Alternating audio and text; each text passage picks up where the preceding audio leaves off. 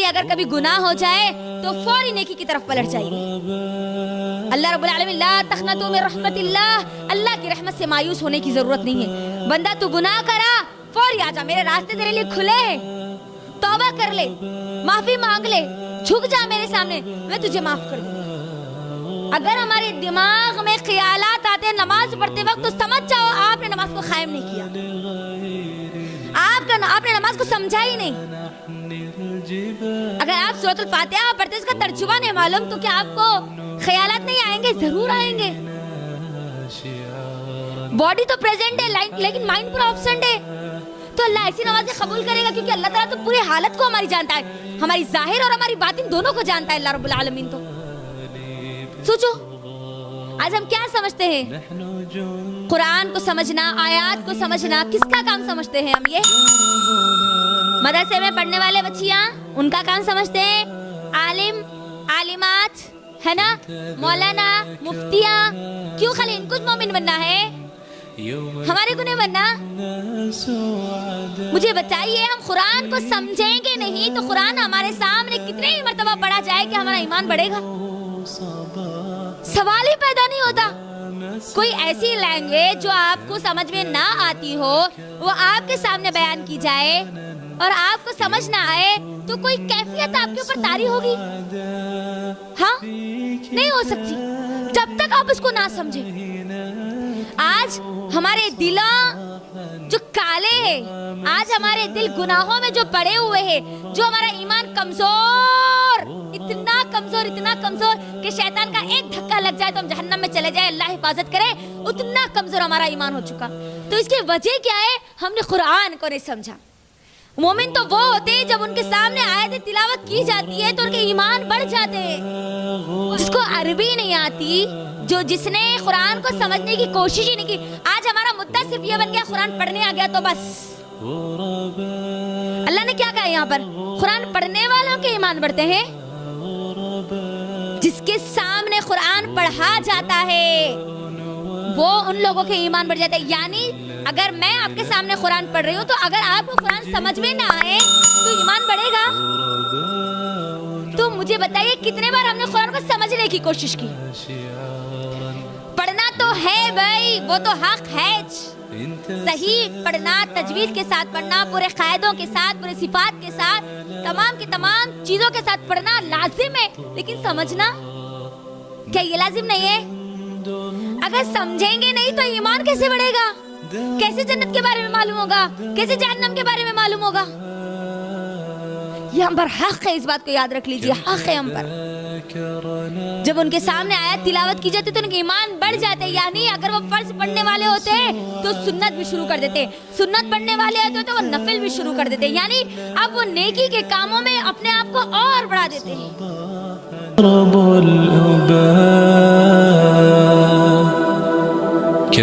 الحمدللہ وحدہ والصلاة والسلام علی من لا نبی بعدہ وعلى آله وأصحابه أجمعين. أما بعد فإن خير الحديث كتاب الله وخير الهدي هدي محمد صلى الله عليه وسلم وشر الأمور محدثاتها وكل محدثة بدعة وكل بدعة ضلالة وكل ضلالة في النار.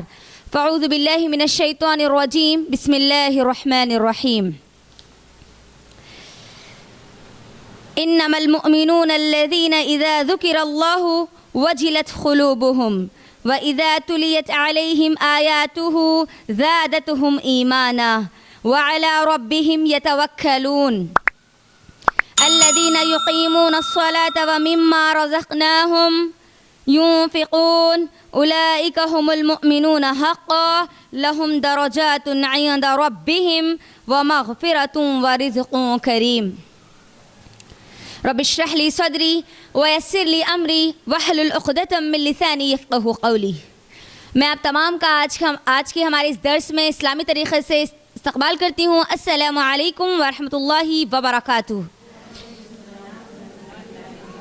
خیریت سے آپ سب لوگ؟ خیریت سے ہے؟ کھانا کھا کے آئے؟ الحمدللہ, اللہ کا احسان ہے, الحمدللہ. آج کا جو درس ہے ہو سکتا ہے آج کا یہ درس انسان کی کسی کا بھی, آج آپ تمام کا بھی کوئی ٹرننگ پوائنٹ بنے، یا یہ بیان جو ہزاروں لوگ الحمدللہ اللہ کے احسان سے یوٹیوب کے ذریعے سن رہے ہیں ان لوگوں کے لیے بھی ہو سکتا ہے ایک بہت بڑا ٹرننگ پوائنٹ بنے۔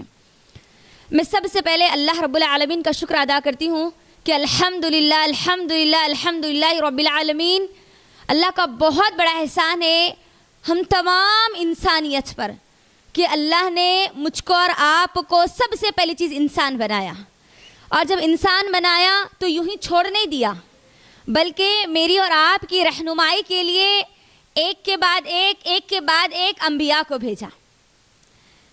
اسلام جیسی نعمت اللہ نے مجھ کو اور آپ کو عطا کی۔ انبیاء، صرف انبیاؤں کا سلسلہ ختم ہو گیا تو پھر آگے انسانیت، انبیاء جب نہیں ہوں گے تو پھر کس کو فالو کریں گی؟ تو اللہ رب العالمین کا یہ بہت بڑا احسان ہے کہ اللہ نے انبیاؤں کے ساتھ ساتھ صحیفوں کو بھی بھیجا اور کتابوں کو بھی بھیجا۔ انبیاء کا سلسلہ کہاں سے شروع ہوا؟ آدم علیہ السلام سے شروع ہوا، ختم کہاں پر ہوا؟ محمد رسول اللہ صلی اللہ علیہ وسلم پر۔ یعنی اب پوری کی پوری انسانیت کے لیے میرے اور آپ کے پیارے نبی محمد رسول اللہ صلی اللہ علیہ وسلم کو آخری نبی، خاتم الانبیاء بنا کر بھیج دیا گیا۔ اور محمد رسول اللہ صلی اللہ علیہ وسلم کون ہے؟ تمام انبیاء کے امام ہے، امام الانبیاء ہے۔ اور تمام کی تمام جو کتابیں، آسمانی کتابیں نازل کی گئی، ان میں آخری کتاب جو پوری انسانیت کی ہدایت کے لیے، اس کی رشد کے لیے، اس کی رہنمائی کے لیے دی گئی، گائیڈنس کے لیے دی گئی، وہ آخری کتاب قرآن مجید۔ اب محمد رسول اللہ صلی اللہ علیہ وسلم کے اس دنیا سے جانے کے بعد اب کوئی اور نبی آنے والے نہیں ہیں۔ کتاب اللہ یعنی قرآن کریم جو تمام کی پوری انسانیت کو دے دی گئی، اب اس کے بعد کوئی اور کتاب اب آسمان سے نازل ہونے والی نہیں ہے۔ میری بہنوں، میں جب بھی قرآن لیتی ہوں سب سے پہلے اللہ کا یہ شکر ادا کرتی ہوں کہ الحمدللہ اللہ نے مجھ کو اور آپ کو قرآن جیسی نعمت عطا کی۔ اگر یہ قرآن نہ ہوتا تو ہم کو معلوم ہی نہیں ہوتا کہ ہمارا رب کون ہے، ہمارا اصل پرپس کیا ہے، ہماری زندگی کا اصل مقصد کیا ہے، مجھ کو اور آپ کو یہ دنیا میں کیوں بھیجا گیا، مجھ کو اور آپ کو کرنا کیا ہے، یہ دنیا میں زندگی کیسے جینا ہے، اپنے معاملات کیسے ادا کرنا ہے، اپنے حقوق کیسے ادا کرنا ہے۔ اگر اللہ رب العالمین صرف اور صرف نبی صلی اللہ علیہ وسلم کو بھیج دیتا تو اللہ کے نبی صلی اللہ علیہ وسلم کی جو زندگی تھی اتنی ہی 60 سے 63 سال کی جو زندگی تھی، 63 سال کی زندگی میں اللہ کے نبی آتے اور 63 سال کی زندگی کے جو لوگ ہوتے ان کے لیے ہدایت بن جاتے اور وہ لوگ ہدایت حاصل کر لیتے اور چلے جاتے۔ اس کے بعد کی انسانیت کے لیے کیا رہ جاتا؟ کیا وہ باتیں یاد رہ جاتی؟ مشکل تھا۔ اللہ نے انسانیت کی فطرت کے مطابق اس کو جو کتابیں نازل کی، اگر انسان اس کی فطرت کے مطابق اس کو جو کتاب دی گئی، اس کتاب سے وہ جتنا دور ہوگا نا، وہ اپنی فطرت سے اتنا دور ہوگا۔ جتنا میں اور آپ قرآن کے قریب ہوں گے نا، اتنا ہی میں اور آپ اپنے وجود کو ہم پہچان سکیں گے، میں اور آپ اللہ رب العالمین سے محبت کرنا سیکھیں گے۔ واللہ میری بہنوں، میں ہزاروں بار اللہ کی قسم کھا کے کہتی ہوں، اللہ رب العالمین مجھ سے اور آپ سے اتنی محبت کرتا ہے، اتنی محبت کرتا ہے، اتنی محبت کرتا ہے، اگر صرف اللہ کی محبت کا اندازہ لگانا ہے تو قرآن کو صرف کھول لو۔ اللہ قرآن میں اتنے پیارے انداز میں، اتنے بہترین انداز میں سمجھاتا ہے، میرے بندے تو یہ کر لے تجھے یہ مل جائے گا، تو اس سے بچ جا، تو اس سے خطرناک آگ سے بچ جائے گا۔ اتنے پیارے طریقے سے سمجھاتا ہے، تجھے دنیا کی زندگی دی گئی، تجھے یہ کرنا ہے، تجھے یہ نہیں کرنا ہے۔ اللہ قرآن میں کہیں پر جہنم کا ذکر کر کے کہتا ہے کہ جہنم بہت خطرناک ہے، میرے بندے تو اس کے قریب جانے والے اعمال بھی مت کرنا، یہ اچھی جگہ نہیں ہے، تو برداشت نہیں کر سکتا، تیرے پاس طاقت نہیں ہے۔ وہیں پر جنت کا ذکر کرتا ہے کہ جنت بہت پیاری ہے، بہت خوبصورت ہے، یہ اعمال کر لے، یہ کر لے، یہ کر لے، یہ کر لے، وہ کر لے۔ تو یہ کیا، یہ اللہ کی محبت نہیں ہے؟ اگر اللہ رب العالمین اگر چاہتا تو مجھ کو اور آپ کو دنیا میں پیدا کر کے چھوڑ دیتا اور کہہ دیتا کہ دیکھو محمد رسول اللہ صلی اللہ علیہ وسلم آئے تھے اور تم دیکھ لو کہ کیا تعلیمات تھی، تم خود سرچ کر لو، تو کیا ہمارے پاس اتنی طاقت تھی؟ آج جس طریقے سے جس زندگی میں میں اور آپ مشغول ہے، اس مشغولیت کی زندگی میں کیا ہم کو واقعی اتنا وقت مل پاتا کہ میں اور آپ 50 سال پہلے کی پوری تعلیمات کو ڈھونڈ کے نکال پاتے. سوچو آپ تھوڑی دیر کے لیے, اللہ نے وہ تمام کی تمام تعلیمات کو قرآن میں اللہ نے میرے اور آپ کے لیے محفوظ کر دیا. میرے اور آپ کے لیے نہیں, پوری آخری انسانیت کے لیے. جب بھی قرآن پڑھتے تو اللہ کہتا ہے کہ بندے یہ مومن کے یہ صفات ہے, یہ کافر کے صفات ہے, یہ منافق کے صفات ہے, تم مومن بن جا, تم مومن بن جا. اللہ بندے سے اتنی محبت کرتا ہے کہ بار بار اس کو جہاں پر جہنم کا ذکر ہے وہاں پر برابر جنت کا ذکر کیا جاتا ہے. جنت کے کیٹیگریز آپ کو بتائے جاتے ہیں, الگ الگ کیٹیگریز بتائے جاتے ہیں.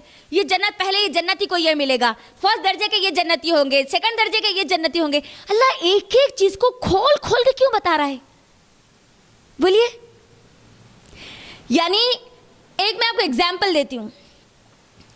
اگر کوئی ٹیچر ہے, ٹھیک ہے, ہم سب اسکول لائف سے گزرے ہیں, ہم سب کو معلوم ہے, ٹیچر ہے اپنے اسٹوڈنٹ کو کہتا ہے کہ کم از کم ایگزام میں تم کو اچھے مارکس لانا ہے, ایک اچھی پوزیشن حاصل کرنی ہے, تو کم از کم یہ کر لو, یہ کر لو, یہ کر لو, یہ کر لو, یہ کر لو, یہ کر لو, ڈھونڈ ڈھونڈ کر دیتا ہے. تو آپ اس کو کیا کہیں گے؟ کیا آپ اس کو یہ کہیں گے کہ یہ کیا چوکے نہ ہمارے پیچھے لگے, یا یہ بولیں گے کہ اماں کتنی فکر کرتے ہیں, کتنی محبت کرتے ہیں, ایک ایک چیز کو نکال نکال کے بتا رہے کہ یہ بھی آ سکتا ہے, یہ بھی آ سکتا ہے, ہو سکتا ہے یہ ہو سکتا ہے, یہ کر لو, ہو سکتا ہے یہ کر لو. آپ کیا بولیں گے ایسے ٹیچر کو؟ آپ کی کیئر کرنے والے بولیں گے یا آپ کے دشمن بولیں گے؟ کیئر کرنے والے بولیں گے. بالکل اسی طرح اللہ رب العالمین بندے کو کہتا ہے بندہ تو مسلمان بن گیا, الحمدللہ میں اور آپ مسلمان ہیں, اور اللہ کے احسان سے اس مسلمان بننے کی جو نعمت ہے اس کے لیے مجھ کو اور آپ کو محنت کرنی نہیں پڑی, اسلام کی نعمت کے لیے. میری بہنوں, آج یورپ میں جا کے پوچھئے, آج ہمارا پیدائشی مسلمان کے ایمان سے بہتر ایمان وہ نیو مسلمز کا ہوتا ہے جو آج اسلام قبول کرتے ہیں. وہ لوگ کہتے ہیں کہ آپ لوگوں کے پاس اسلام کی قدر نہیں ہے, لیکن ہم کیوں قدر نہیں ہے؟ کیونکہ آپ کو وہ مفت میں مل گیا. ہمارے پاس اسلام کی قدر اسی لیے زیادہ ہے کیونکہ ہم کو اس کے لیے بہت قربانیاں دینی پڑی, ماں باپ کی قربانیاں دینے پڑی, ماحول کی قربانی دینی پڑی, دوستوں کو چھوڑنا پڑا, بہنوں بھائیوں کو چھوڑنا پڑا, خاندان کو چھوڑنا پڑا, سب کے خلاف ہم جا کر پھر ہم آئے تو ہم سچائی کے جب قریب پہنچے تو تب ہم کو اسلام ملا. سوچو, ہم نے کچھ قربانی دی ہے اسلام کے لیے؟ کسی کو چھوڑا ہے اسلام کے لیے؟ ہاں نہیں نا. تو اللہ کے لیے اس نعمت کی قدر کیجئے, یہ بہت بہت بہت بڑی نعمت ہے. مسلمان تو ہم بن گئے, اب مسلمان بننے کے بعد اللہ چاہتا ہے کہ بندے تجھے یہ نعمت مل گئی, اب تو یہ اتنی چھوٹی نعمت تیرے لیے کافی نہیں ہے, تجھے اور کچھ اور بھی کرنا ہے. جنت میں جانے کے لیے صرف تو لا الہ الا اللہ پڑھ لے گا تو نہیں جا سکتا, تجھے اور کچھ کام بھی کرنے ہیں. مثال کے طور پر میں اور آپ انڈین سے الحمدللہ ہے نا, کیوں انڈین سے؟ کیونکہ انڈیا میں پیدا ہوئے. ویسے میں اور آپ مسلمان ہیں کیونکہ مسلمان گھر میں پیدا ہوئے. اچھا, میں اور آپ انڈین ہیں تو کہیں پر بھی جا کے اگر آپ بول دیں گے میں ہندوستانی ہوں چلو میرا یہ کام کر دو, میں ہندوستانی ہوں چلو میرا وہ کام کر دو, ہو جائے گا آپ کا کام؟ جی آپ کو کچھ نہ کچھ چیزوں کی ضرورت پڑے گی نا. آپ کے آدھار کارڈ کی ضرورت پڑے گی, آپ کی آئی ڈی کی ضرورت پڑے گی, ہے نا, آپ کا الیکشن کارڈ کی ضرورت پڑے گی, یا آپ کے پاسپورٹ کی ضرورت پڑے گی. یہ چیزوں کی ضرورت پڑے گی نا آپ کے تمام کام بنانے کے لیے, پڑے گی نہیں پڑے گی؟ بالکل اسی طرح جنت میں جانے کے لیے آپ مسلمان تو شرط ہے, لیکن اس کے ساتھ ساتھ کچھ اور بھی کرنا ہے, مومن بننا ہے. جنت میں جانے کے لیے مومن بننا شرط ہے. جب تک ہم ہمارے اندر مومن والے صفات پیدا نہیں کریں گے تب تک میرے اور آپ کے لیے جنت میں جانا ناممکن ہے. مسلمان پیدا ہو گئے الحمدللہ, لیکن ہر مسلمان جنت میں جائے گا اس بات کی گارنٹی ہے نہیں ہے. تو کون جائے گا؟ میرے بہنوں, ہم سب چاہتے ہیں نا شارٹ کٹ, مطلب ہماری فطرت میں نا شارٹ کٹ مل جائے, شارٹ کٹ مل جائے, یعنی ایسا کوئی کم وقت والا کوئی ایسا کام مل جائے جس سے کہ ہماری سکسیس ہم کو ایزی مل جائے, ہے نا, یہی چاہتے نا. تو اللہ رب العالمین بھی انسان کی فطرت کو بہت بہتر طریقے سے جانتا ہے نا. تو اللہ رب العالمین قرآن میں کہیں پر سورہ مومن میں اللہ 10 صفات بیان کرتے ہوئے کہتا ہے کہ بندے تو یہ صفات کو اختیار کر لے تو مومن بن جائے گا. سورہ حجرات میں اللہ تعالیٰ الگ بیان کرتا ہے.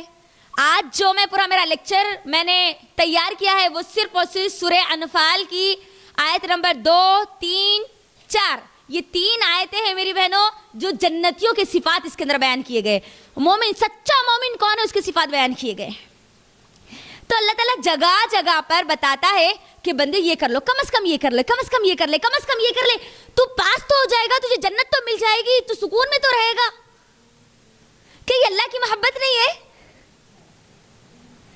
لوگ کہتے ہیں کہ یہ کیسا رب ہے. غیر مسلم آج کئی ایلیگیشنز لگاتے ہیں کہ ان کا رب کیسا ہے جو جہنم تو بنایا اور جہنم سے ڈراتا بھی ہے, آگ میں ڈالتا ہے. تو میری بہنوں, وہ رب جو ہم کو بغیر مانگے سب کچھ دے دے اور ہم اس کی بات نہ مانے, تو کیا اس کو غصہ نہیں آئے گا؟ کیا وہ ہم سے منہ نہیں پھیرے گا؟ سب کچھ دے دیا, بغیر مانگے دیا رب نے مجھ کو اور آپ کو ہر چیز. مانگا نہیں تھا ہم نے اللہ سے. اتنا صحت مند جسم ہم نے اللہ سے نہیں مانگا تھا, اتنا صحت مند دماغ ہم نے اللہ سے نہیں مانگا تھا, اتنے بہترین لوگ ہم نے اللہ سے نہیں مانگے تھے, اللہ نے عطا کیا الحمدللہ. تو بغیر مانگے دیا نا. کھانے کی صلاحیت, سننے کی صلاحیت, دیکھنے کی صلاحیت, سمجھنے کی صلاحیت مانگی تھی ہم نے اللہ سے کہ اللہ تو یہ بھی دے دینا, یہ بھی دے دینا, یہ بھی دے دینا. سوچ اور گمان بھی نہیں تھا, وہ چیزیں اللہ نے ہم کو عطا کر دی الحمدللہ. تو اتنا سب کچھ دینے کے بعد تجھے دنیا میں ہر چیز کا راستہ بتا دیا گیا, یہ خیر ہے بندے, یہ شر ہے بندے, یہ کر لے تیرے لیے یہ آسانی ہے, یہ مت کر تیرے لیے یہ نقصان ہے. اللہ نے یہ بھی بتلایا نا. تو اب مومن مجھ کو اور آپ کو بننا ہے, شارٹ کٹ لینا ہے نا ہم کو. مومن ہم بننا ہے نہیں ہے, مجھے تو بننا ہے بھائی. اللہ تعالیٰ سے دعا ہے کہ اللہ تعالیٰ ہم سب کو مومن بنا دے, آمین. تو اب شارٹ کٹ, جب مومن بننے کا شارٹ کٹ راستہ, ٹھیک ہے, جنت میں لے جانے والے 5 اعمال, آج انشاءاللہ یہی مومن کے 5 صفات ہوں گے. تو اللہ رب العالمین مومن بننے کا جو شارٹ کٹ جو بتلاتا ہے وہ سورہ انفال کی آیت نمبر 2, 3, 4. اچھا, 2 اور 3 میں ان کے صفات بتاتا ہے, اور 4تھی آیت میں اگر وہ مومن بن جائے تو ان کے لیے بینیفٹ کیا ہے, ان کا ریوارڈ کیا ہے, ان کو ایوارڈ کیا دیا جائے گا, وہ بھی اللہ نے بتلا دیا. اللہ اکبر. تو چلیے ہم سٹارٹ کرتے ہیں مومن کے وہ صفات, ٹھیک ہے. اللہ رب العالمین کیا کہتا ہے یہاں پر؟ سب سے پہلے دیکھیے, اب یہاں پر شروع آیت کس سے ہو رہی وہ دیکھ لو. اعوذ باللہ من الشیطان الرجیم, بسم اللہ الرحمن الرحیم. انما المؤمنون, بے شک وہ مومن ہے. انما جب آ گیا نا, نو ڈاؤٹ ہی نہیں ہے اب وہاں پر, نو ڈاؤٹ, کوئی ڈاؤٹ بھی نہیں کر سکتا. اگر ہمارے پاس آدھار کارڈ ہے تو کوئی بول سکتے کہ ارے نہیں انڈین ہے کہ نہیں ہے کہ بول کے, ڈاؤٹ ہی نہیں ہے نا. اب ہمارا آئیڈینٹیفیکیشن ہمارے آدھار کارڈ سے جوڑ دیا گیا نا. ویسے ہی اللہ رب العالمین اب یہاں پر انما کہہ کر اللہ نے مومنوں کی وہ صفات بتا دی کہ اب کم از کم اگر یہ صفات رہیں گے تو چنو مومن بن سکتے, کم از کم یہ تو رہنا ان کے اندر. زیادہ سے زیادہ اور ہو سکتے ہیں, بہت کچھ ہو سکتے ہیں, لیکن لیسٹ کم سے کم یہ 5 تو رہنا مومن بننے کے لیے. انما المؤمنون الذین, بے شک وہ لوگ مومن ہیں, کوئی ڈاؤٹ نہیں ہے کہ وہ لوگ مومن ہیں. اذا ذکر اللہ وجلت قلوبہم, بے شک وہ لوگ مومن ہیں جن کی صفات اللہ نے پہلے یہاں پر بیان کی کہ اگر ان کے سامنے اللہ کا ذکر کیا جاتا ہے تو ان کے دل کانپ اٹھتے ہیں, تھراتے ہیں. اللہ اکبر. یعنی اللہ کی ناراضگی, اللہ کو کھونے کا احساس, اپنے گناہوں کی ندامت, جب کبھی ان کے سامنے اللہ کا ذکر کیا جاتا ہے تو یہ مومن کی پہلی صفت ہے کہ ان کے دل تڑپ اٹھتے ہیں کہ اللہ اکبر, میرے رب کا حکم تو کچھ اور تھا لیکن میں اپنے رب کو کیسے چھوڑ سکتی ہوں, میں رب مجھ سے ناراض ہو گیا تو میرا کیا حال بنے گا, میرا کیا ہوگا. مومن بہت ڈرتا ہے اللہ کی ناراضگی سے, اللہ کے جلال سے. تو کہاں تھے ہم؟ مومن کی وہ پہلی صفت, وہ پہلی کوالٹی جو اللہ رب العالمین بیان کرتا ہے کہ انما, بے شک وہ لوگ مومن ہیں جن کے سامنے اللہ رب العالمین کا ذکر, ان کے سامنے اللہ کا ذکر کیا جاتا ہے. وہ تو اللہ کا ذکر کرتے ہی ہے, خود ذکر کرنا اور ذکر سننا یہ دونوں میں بہت بڑا فرق ہے. یعنی بعض چیزیں ہم خود پڑھتے ہیں تو ہمارے ذہن میں نہیں ہوتی, لیکن بعض اوقات وہ اللہ کے احکامات سننے سے ہم کو یاد آ جاتے ہیں کہ اللہ اکبر, یہ اللہ کا حکم تھا, یہ ناراضگی مجھ سے ہو گئی. یعنی اللہ کا حکم آتے ہی, اللہ رب العالمین کا ذکر سنتے ہی ان کے دل ڈر جاتے ہیں. وجیلہ, وجیلت کا جو لفظ آیا نا یہاں پر, وجیلت وجیل سے آیا. وجیل کس کو کہتے ہیں معلوم ہے؟ وجیل کہتے ہیں ایک گڑھے کو جو بہت گہرا گڑھا ہو, بہت گہرا, جس کو دیکھ کر انسان کا دل کانپ اٹھ جائے, وہ ڈر جائے. تو مومن اللہ کا ذکر جب اس کے سامنے کیا جاتا ہے تو وہ ڈر جاتے ہیں. اللہ کی ناراضگی وہ کبھی برداشت نہیں کر سکتے. چاہے کچھ بھی ہو جائے, میرا رب اگر کسی کام پہ ناراض ہے تو ختم, اب میرا سب چیز میری وہاں پر ختم ہو جائے گی. دنیا ناراض ہو گئی مجھے پرواہ نہیں ہے, مگر میرا رب ناراض نہیں ہوگا. کیوں؟ کیونکہ اللہ رب العالمین کا جو جلال ہے اس سے وہ ڈرتے ہیں. میری بہنوں, اللہ اگر غصے میں آ جائے, اگر اللہ جلال میں آ جائے نا, واللہ اس زمین پر کوئی انسان نظر نہ آئے. اگر اللہ غصے اور اللہ اس کے جلال میں آ جائے نا, تو یہ ایک کرونا وائرس پوری دنیا کو برباد کر دے. پھر یہ کرونا وائرس بڑھ رہا ہے. یہ اللہ کا غصہ اور غضب نہیں تو اور کیا ہے. اگر اللہ کا غضب اپنے نقطۂ عروج پہ پہنچ جائے تو کہیں اللہ آسمان سے پتھروں کی بارش برسا کر انسانوں کو ختم نہ کر دے. مومن ڈرتے ہیں کہ مجھ سے یہ گناہ ہو گیا, مجھے کوئی اللہ کی طرف سے اگر کوئی عذاب آ گیا تو رب جو چاہے کر سکتا ہے. وہ ڈرتے ہیں. وہ کبھی اللہ کی ناراضگی برداشت نہیں کر سکتے. ان کی زندگی ہوتی ہی اللہ کے ساتھ, بغیر اللہ کا ان کا کوئی تصور ہی نہیں ہوتا. جب ان کے سامنے بتایا جاتا ہے کہ اللہ کا حکم ہے, یہ اللہ کا حکم ہے, تو ڈر جاتے ہیں. لوگ یہ کہتے ہیں مجھے پرواہ نہیں ہے, میرے رب کا حکم ہے, فوری کریو, کچھ بھی ہو جاؤ, مجھے اب یہ کرنا ہے. یعنی ہر معاملے میں اللہ کا حکم.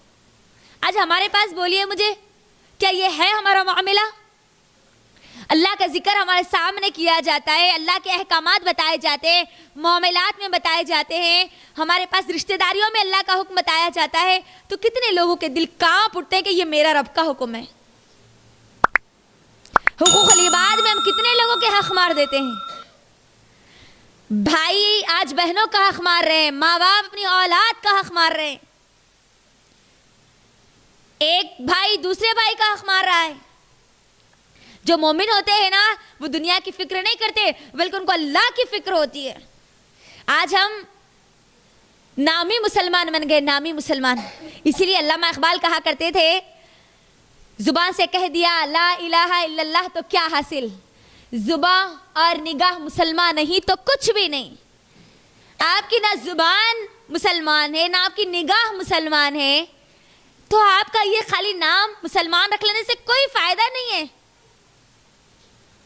اچھا, کس کے دل کانپ اٹھتے ہیں؟ جس کی زندگی میں اللہ کے وجود کا احساس ہوتا ہے. یہ بڑا اہم پوائنٹ ہے. کون لوگ ڈرتے ہیں؟ کن لوگوں کو ڈر لگتا ہے اللہ کی نافرمانی کرنے سے؟ کن لوگوں کو احساس ہوتا ہے کہ اللہ اکبر, میرا رب مجھے دیکھ رہا ہے؟ جن کی زندگی میں اللہ کے وجود کا احساس ہوتا ہے. انسان کب گناہ کرتا ہے؟ جب وہ اللہ کے وجود سے غافل ہوتا ہے, تبھی جا کے وہ گناہ کرتا ہے.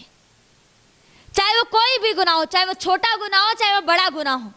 اللہ کے وجود کا احساس, یعنی میرا رب ہے, اس کی محبت ایک طرف ہے تو اس کا جلال بھی ہے. اللہ کا نام رحمان ہے تو اس کا نام قہار بھی ہے. دونوں چیزیں.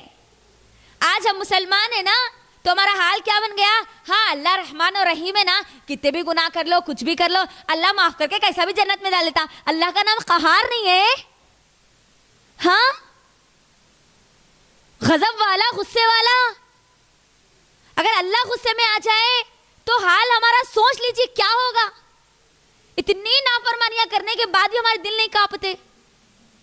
تو اللہ کے لیے یہ صفت اپنے اندر پیدا کیجئے, کیونکہ یہ مومنوں کی صفت ہے. اللہ چاہتا ہے کہ یہ صفت ہمارے اندر آ جائے. اسی لیے اللہ قرآن میں جگہ جگہ پر بتاتا ہے, بندے یہ مومن کی صفت ہے, تیرے اندر یہ پیدا کر لے, تیرے لیے جنت ہے, تیرے لیے جنت ہے, تیرے لیے آسانی ہے. خاص طور پر حقوق اللہ اور حقوق العباد, یہ دونوں چیزوں میں اللہ کو یاد رکھنا.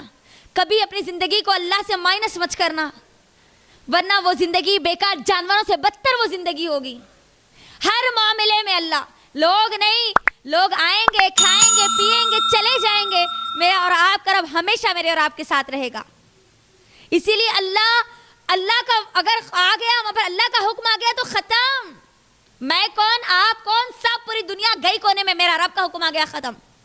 اسی لیے ایک مومن کی اسکیل ہمیشہ اللہ اور اس کے رسول ہوتے ہیں, دین اسلام کی تعلیمات ہوتی ہے. کبھی بھی وہ اللہ کے احکامات سے نہیں ہٹتے, کیونکہ ان کو اللہ کی ناراضگی کا ڈر لگتا ہے. اگر میرا رب ناراض ہو گیا تو پھر کیا ہوگا, میں جنت کو کیسے حاصل کروں گا, خود اللہ کے نبی صلی اللہ علیہ وسلم کہتے ہیں انسان اپنے اعمال کی بنیاد پر جنت میں نہیں جائے گا جب تک کہ اللہ اس سے راضی نہ ہو جائے. یعنی اللہ کی رضا کے بغیر ہم جنت کو حاصل کر ہی نہیں سکتے. اسی لیے ہم کو چاہیے کہ اللہ سے دعا کرے, اللہ میں یہ عمل کر رہی ہوں, اللہ تیری رضا کے لیے, اللہ تو خوش ہو جا, تو راضی ہو جا. اللہ کو راضی کرنے کے لیے ایک عمل بھی کافی ہے, ایک عمل بھی. کب؟ جب وہ خالص اللہ کے لیے کیا جائے. مومن کا تصور ہے ہی اسی لیے نا کہ وہ خالص اللہ کے لیے کرتا ہے, تو ڈرتا بھی ہے تو خالص اللہ کے لیے ڈرتا ہے. لوگوں کے لیے, اولاد کے لیے, ماحول اور معاشرے کے لیے, خاندان کے لیے وہ کبھی بھی اپنے آنسوؤں کو نہیں نکالتا, بلکہ وہ اللہ کے ڈر اور اس کے خوف سے اپنے آنکھ سے آنسو نکالتا ہے. مجھے بتائیے کتنے مرتبہ ہمارے سامنے اللہ کے احکامات رکھے گئے اور ہمارے آنکھ سے آنسو نکلے. ہمارے صحابہ کا تو یہ طریقہ ہوتا تھا, اللہ اکبر, جہنم کا ذکر کیا جاتا تو صحابہ سسکیاں لے کر روتے. سسکیاں صحابہ ہے وہ, اللہ نے ان کو کہہ دیا رضی اللہ عنہ و رضوا عنہ, اللہ ان سے راضی ہو گیا, وہ اللہ سے راضی ہو گئے. پھر بھی وہ جب ذکر کیا جاتا تو سسکیاں لے کر روتے. خود اللہ کے نبی صلی اللہ علیہ وسلم جہنم کا ذکر آتا تو جیسا ایک ہانڈی گرم گرم ایک چولہے پر رکھ دینے کے بعد جس طریقے سے وہ کھولتی تھی نا, تو اللہ کے نبی اس طریقے سے رویا کرتے تھے. اللہ کے نبی صلی اللہ علیہ وسلم رویا کرتے تھے. لیکن آج ہم کو اللہ کے جلال اور اس کے غصے کا احساس نہیں ہے. محبت کو تو ہے, وہ بھی کہاں, غفلت میں ہے. کچھ بھی کر لیے تو چلتا, اللہ ہے نا, 5 نمازیں پڑھ لی تو چلتا, خالی کیسا بھی پڑھ لیے تو چلتا, زندگی میں دین دنیا دو بھی رہے تو چلتا. نہیں, مومن کی فطرت ایسی نہیں ہوتی, بلکہ مومن کی فطرت میں پہلی چیز جو پہلی کوالٹی ہوتی ہے, جب اس کے سامنے اللہ کا ذکر کیا جاتا ہے تو وہ ڈر جاتا ہے, کانپ جاتا ہے. وجلت قلوبہم, اس کے جو دل ہے نا وہ دل کی کیفیت پوری چینج ہو جاتی ہے. اور اچھا, اللہ نے یہاں پر دل کا کیوں ذکر کیا؟ اگر اللہ چاہتا تو پورا جسم کا بھی ذکر کیا کر سکتا تھا. وجلت جسدی بول سکتا تھا اللہ رب العالمین, پورا جسم بدل جاتا ہے. اللہ نے دل کیوں کہا یہاں پر؟ کیونکہ دل میرا اور آپ کا محور ہے, کیفیات, احساسات, خیالات کا محور ہے. اگر آپ کا دل مایوس ہو جائے تو مایوسی کہاں آ جاتی؟ چہرے پہ آ جاتی. جسم سست پڑ جاتا ہے, دماغ کمزور ہو جاتا ہے. یعنی یہ دل سے سب چیزیں جڑی ہوئی ہے. سوچئے آپ, ان کے دل کانپ گئے تو ان کا چہرہ بھی چینج ہو جاتا, ان کی باڈی بھی چینج ہو جاتی, نہ ان کو نیند آتی ہے نہ اونگ آتی ہے جب تک کہ وہ اللہ کو راضی نہ کر لے. اسی لیے ہمارے سلف صالحین, ہمارے صحابہ رات کا کچھ حصہ جب سو جاتے تو پھر اٹھ کر اللہ سے تہجد میں رو رو کر اللہ سے دعائیں کرتے. دنیا کے لیے نہیں کرتے, سوری, اپنی آخرت کے لیے دعائیں کرتے. آپ کسی صحابی کو نہیں دیکھیں گے جو دنیا کی ہوس کا شکار تھے. کوئی صحابی دنیا نہیں مانگتے تھے, کوئی نہیں مانگے دنیا, کیونکہ ان کو معلوم تھی جو آخرت کا سوال کرتا ہے اس کو دنیا بھی مل جاتی ہے. کیونکہ آخرت میں کامیابی کے لیے دنیا میں اعمال کرنے پڑتے ہیں, دنیا اس کے لیے آسان کر دی جاتی ہے. تو پلس پوائنٹ ان لوگوں کے لیے کیا ہے جو لوگ اللہ سے ڈرتے ہیں, اللہ ان کے دلوں کے اندر وہ خوف و خشیت پیدا کر دیتا ہے. اللہ کا ذکر آیا فوری پلٹ گئے. جس طریقے سے اگر ہمارے کوئی اپنے ہیں, اپنے چھوڑ دیجئے, اگر کوئی پولیس ہے, ٹھیک ہے ہم انڈیا میں رہتے ہیں تو یہاں پر پولیس کا سسٹم ہمارے پاس موجود ہے. اگر کوئی گناہ کر دے تو پولیس آنے کا ڈر ہوتا ہے نا, ہے نا. تو ویسے گناہ کرتے وقت اللہ کا ڈر یاد آتا ہے ہم کو.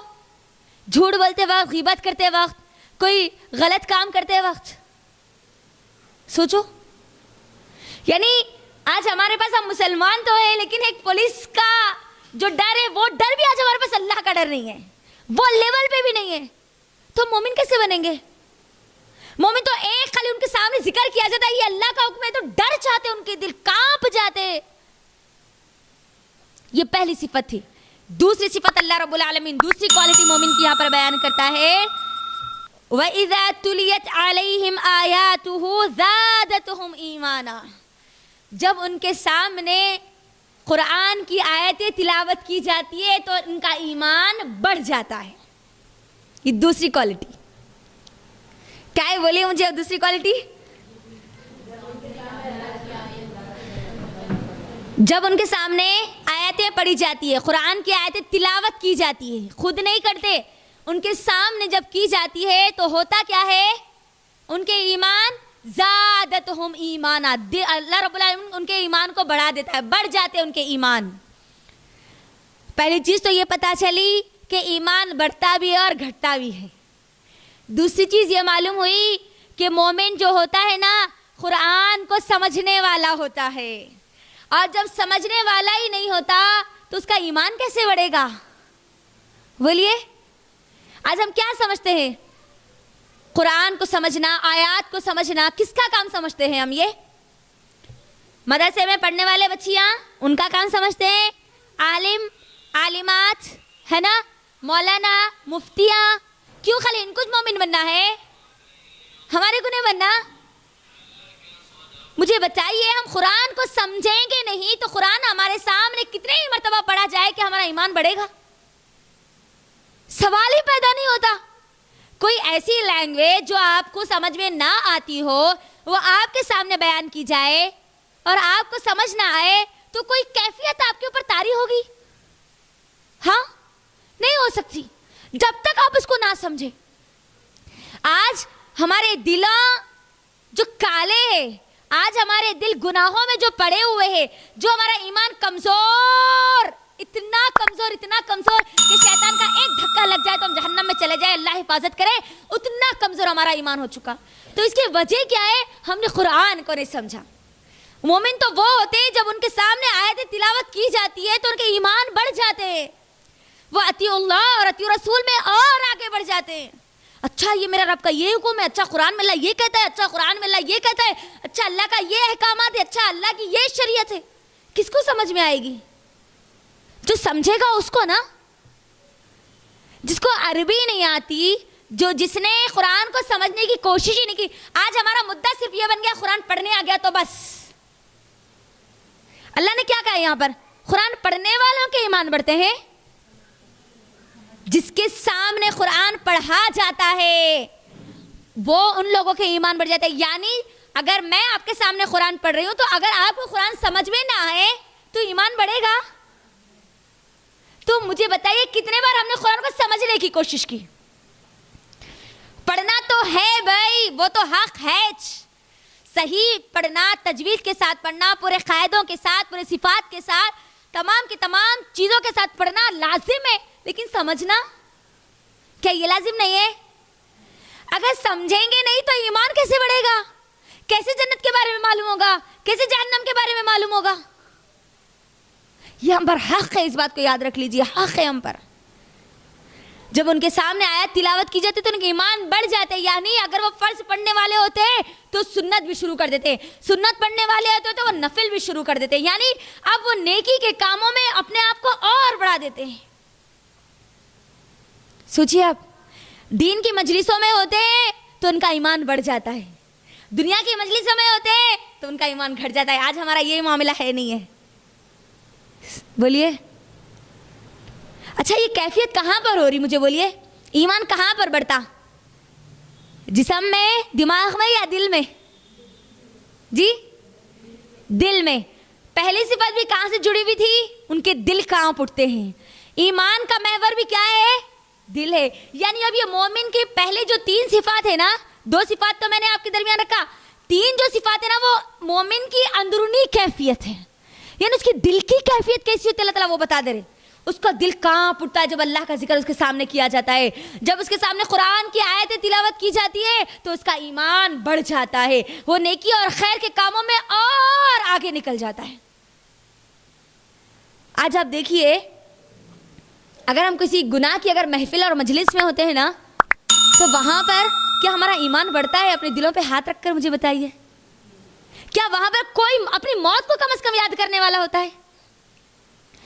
مومن ہمیشہ اپنے ایمان کو بڑھانے کی فکر میں اسی لیے رہتا ہے، چاہے وہ کہیں پر بھی ہو، اللہ رب العالمین جو اس کو دائرہ دے دے وہ دائرے سے اس کو ہٹنا نہیں ہے۔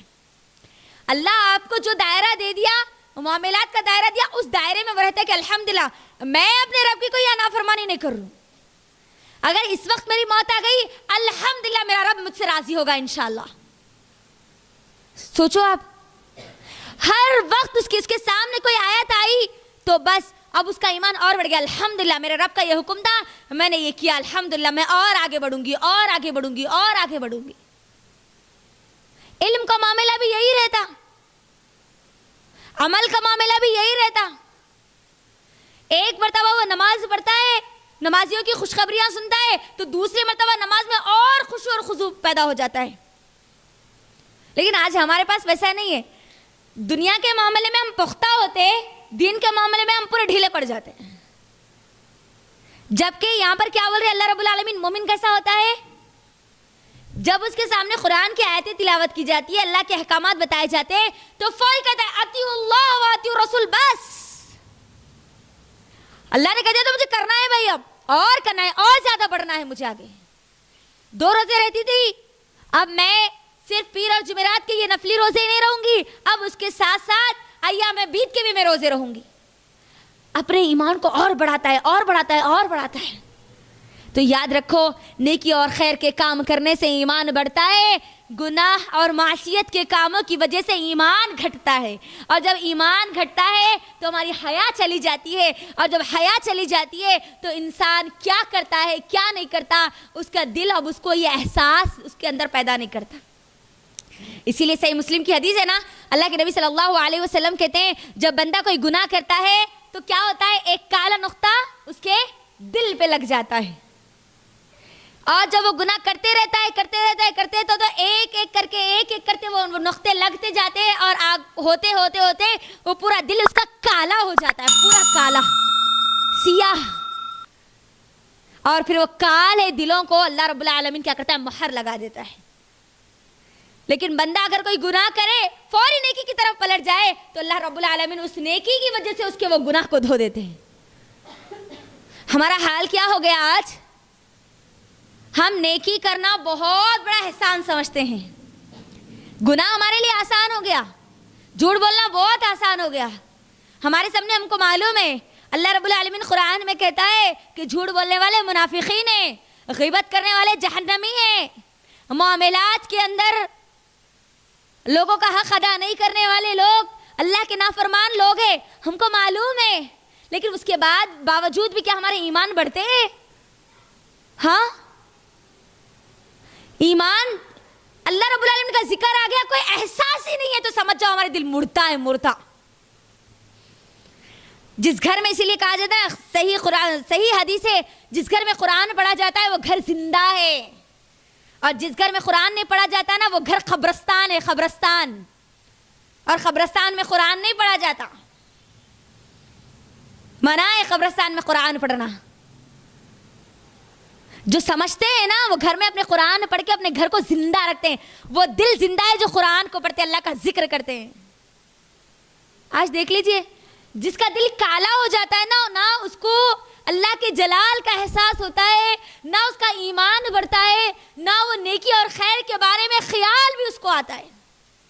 ہاں میں دنیا میں یہ کر لوں گی, اس میں مزہ ہوگا, اس میں مزہ ہوگا, یہ تھوڑا کر لیں گے, وہ تھوڑا کر لیں گے. یعنی دنیا کے مزوں میں وہ الجھ کے رہ جاتا, اور پھر اس کے ایمان کو بڑھنے کا کوئی اس کو موقع ہی نہیں ملتا. جہاں پر پورا کا پورا دل کالا ہو جاتا نا ان کے اندر.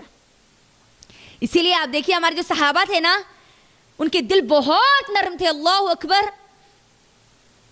اللہ کے نبی صلی اللہ علیہ وسلم کو نہیں دیکھتے تو پریشان ہو جاتے, اللہ کے نبی صلی اللہ علیہ وسلم کہاں ہیں, کہ اللہ کا کوئی حکم آئے اور ہم جاننا چاہتے ہیں کہ اللہ رب العالمین کا کوئی حکم آیا کیا. آج ہمارے پاس تو پوری قرآن پڑھی ہوئی, اللہ اکبر, پوری محفوظ قرآن. اب نہ ایک لفظ بدلنے والا ہے, نہ کوئی ایک لفظ ایکسٹرا ہونے والا ہے. تمام کے تمام احکامات اللہ نے بتا دیے, تمام کو یہ کرنا ہے بندی, یہ کرنا ہے. 100% ہماری زندگی کا ہر اصول ہم کو بتلا دیا گیا. کتنے بار معلوم کریں ہم, کتنے بار ہمارے ایمان کو بڑھانے کی ہم کوشش کریں, بولو. کبھی اکیلے لے کے بیٹھے, یاد رکھو جس کا ایمان بڑھا اس کے لیے بڑے فائدے ہیں, جس کا ایمان گھٹا اس کے لیے بڑے نقصانات ہیں. اور ایمان کا جو تعلق ہے وہ دل سے ہے, اور دل کی کیفیت کو کون جانتا ہے؟ صرف اور صرف اللہ رب العالمین. کوئی نہیں جانتا, نہ میرے دل کی کیفیت آپ جانتے ہیں, نہ آپ کی دل کی کیفیت میں جانتی ہوں.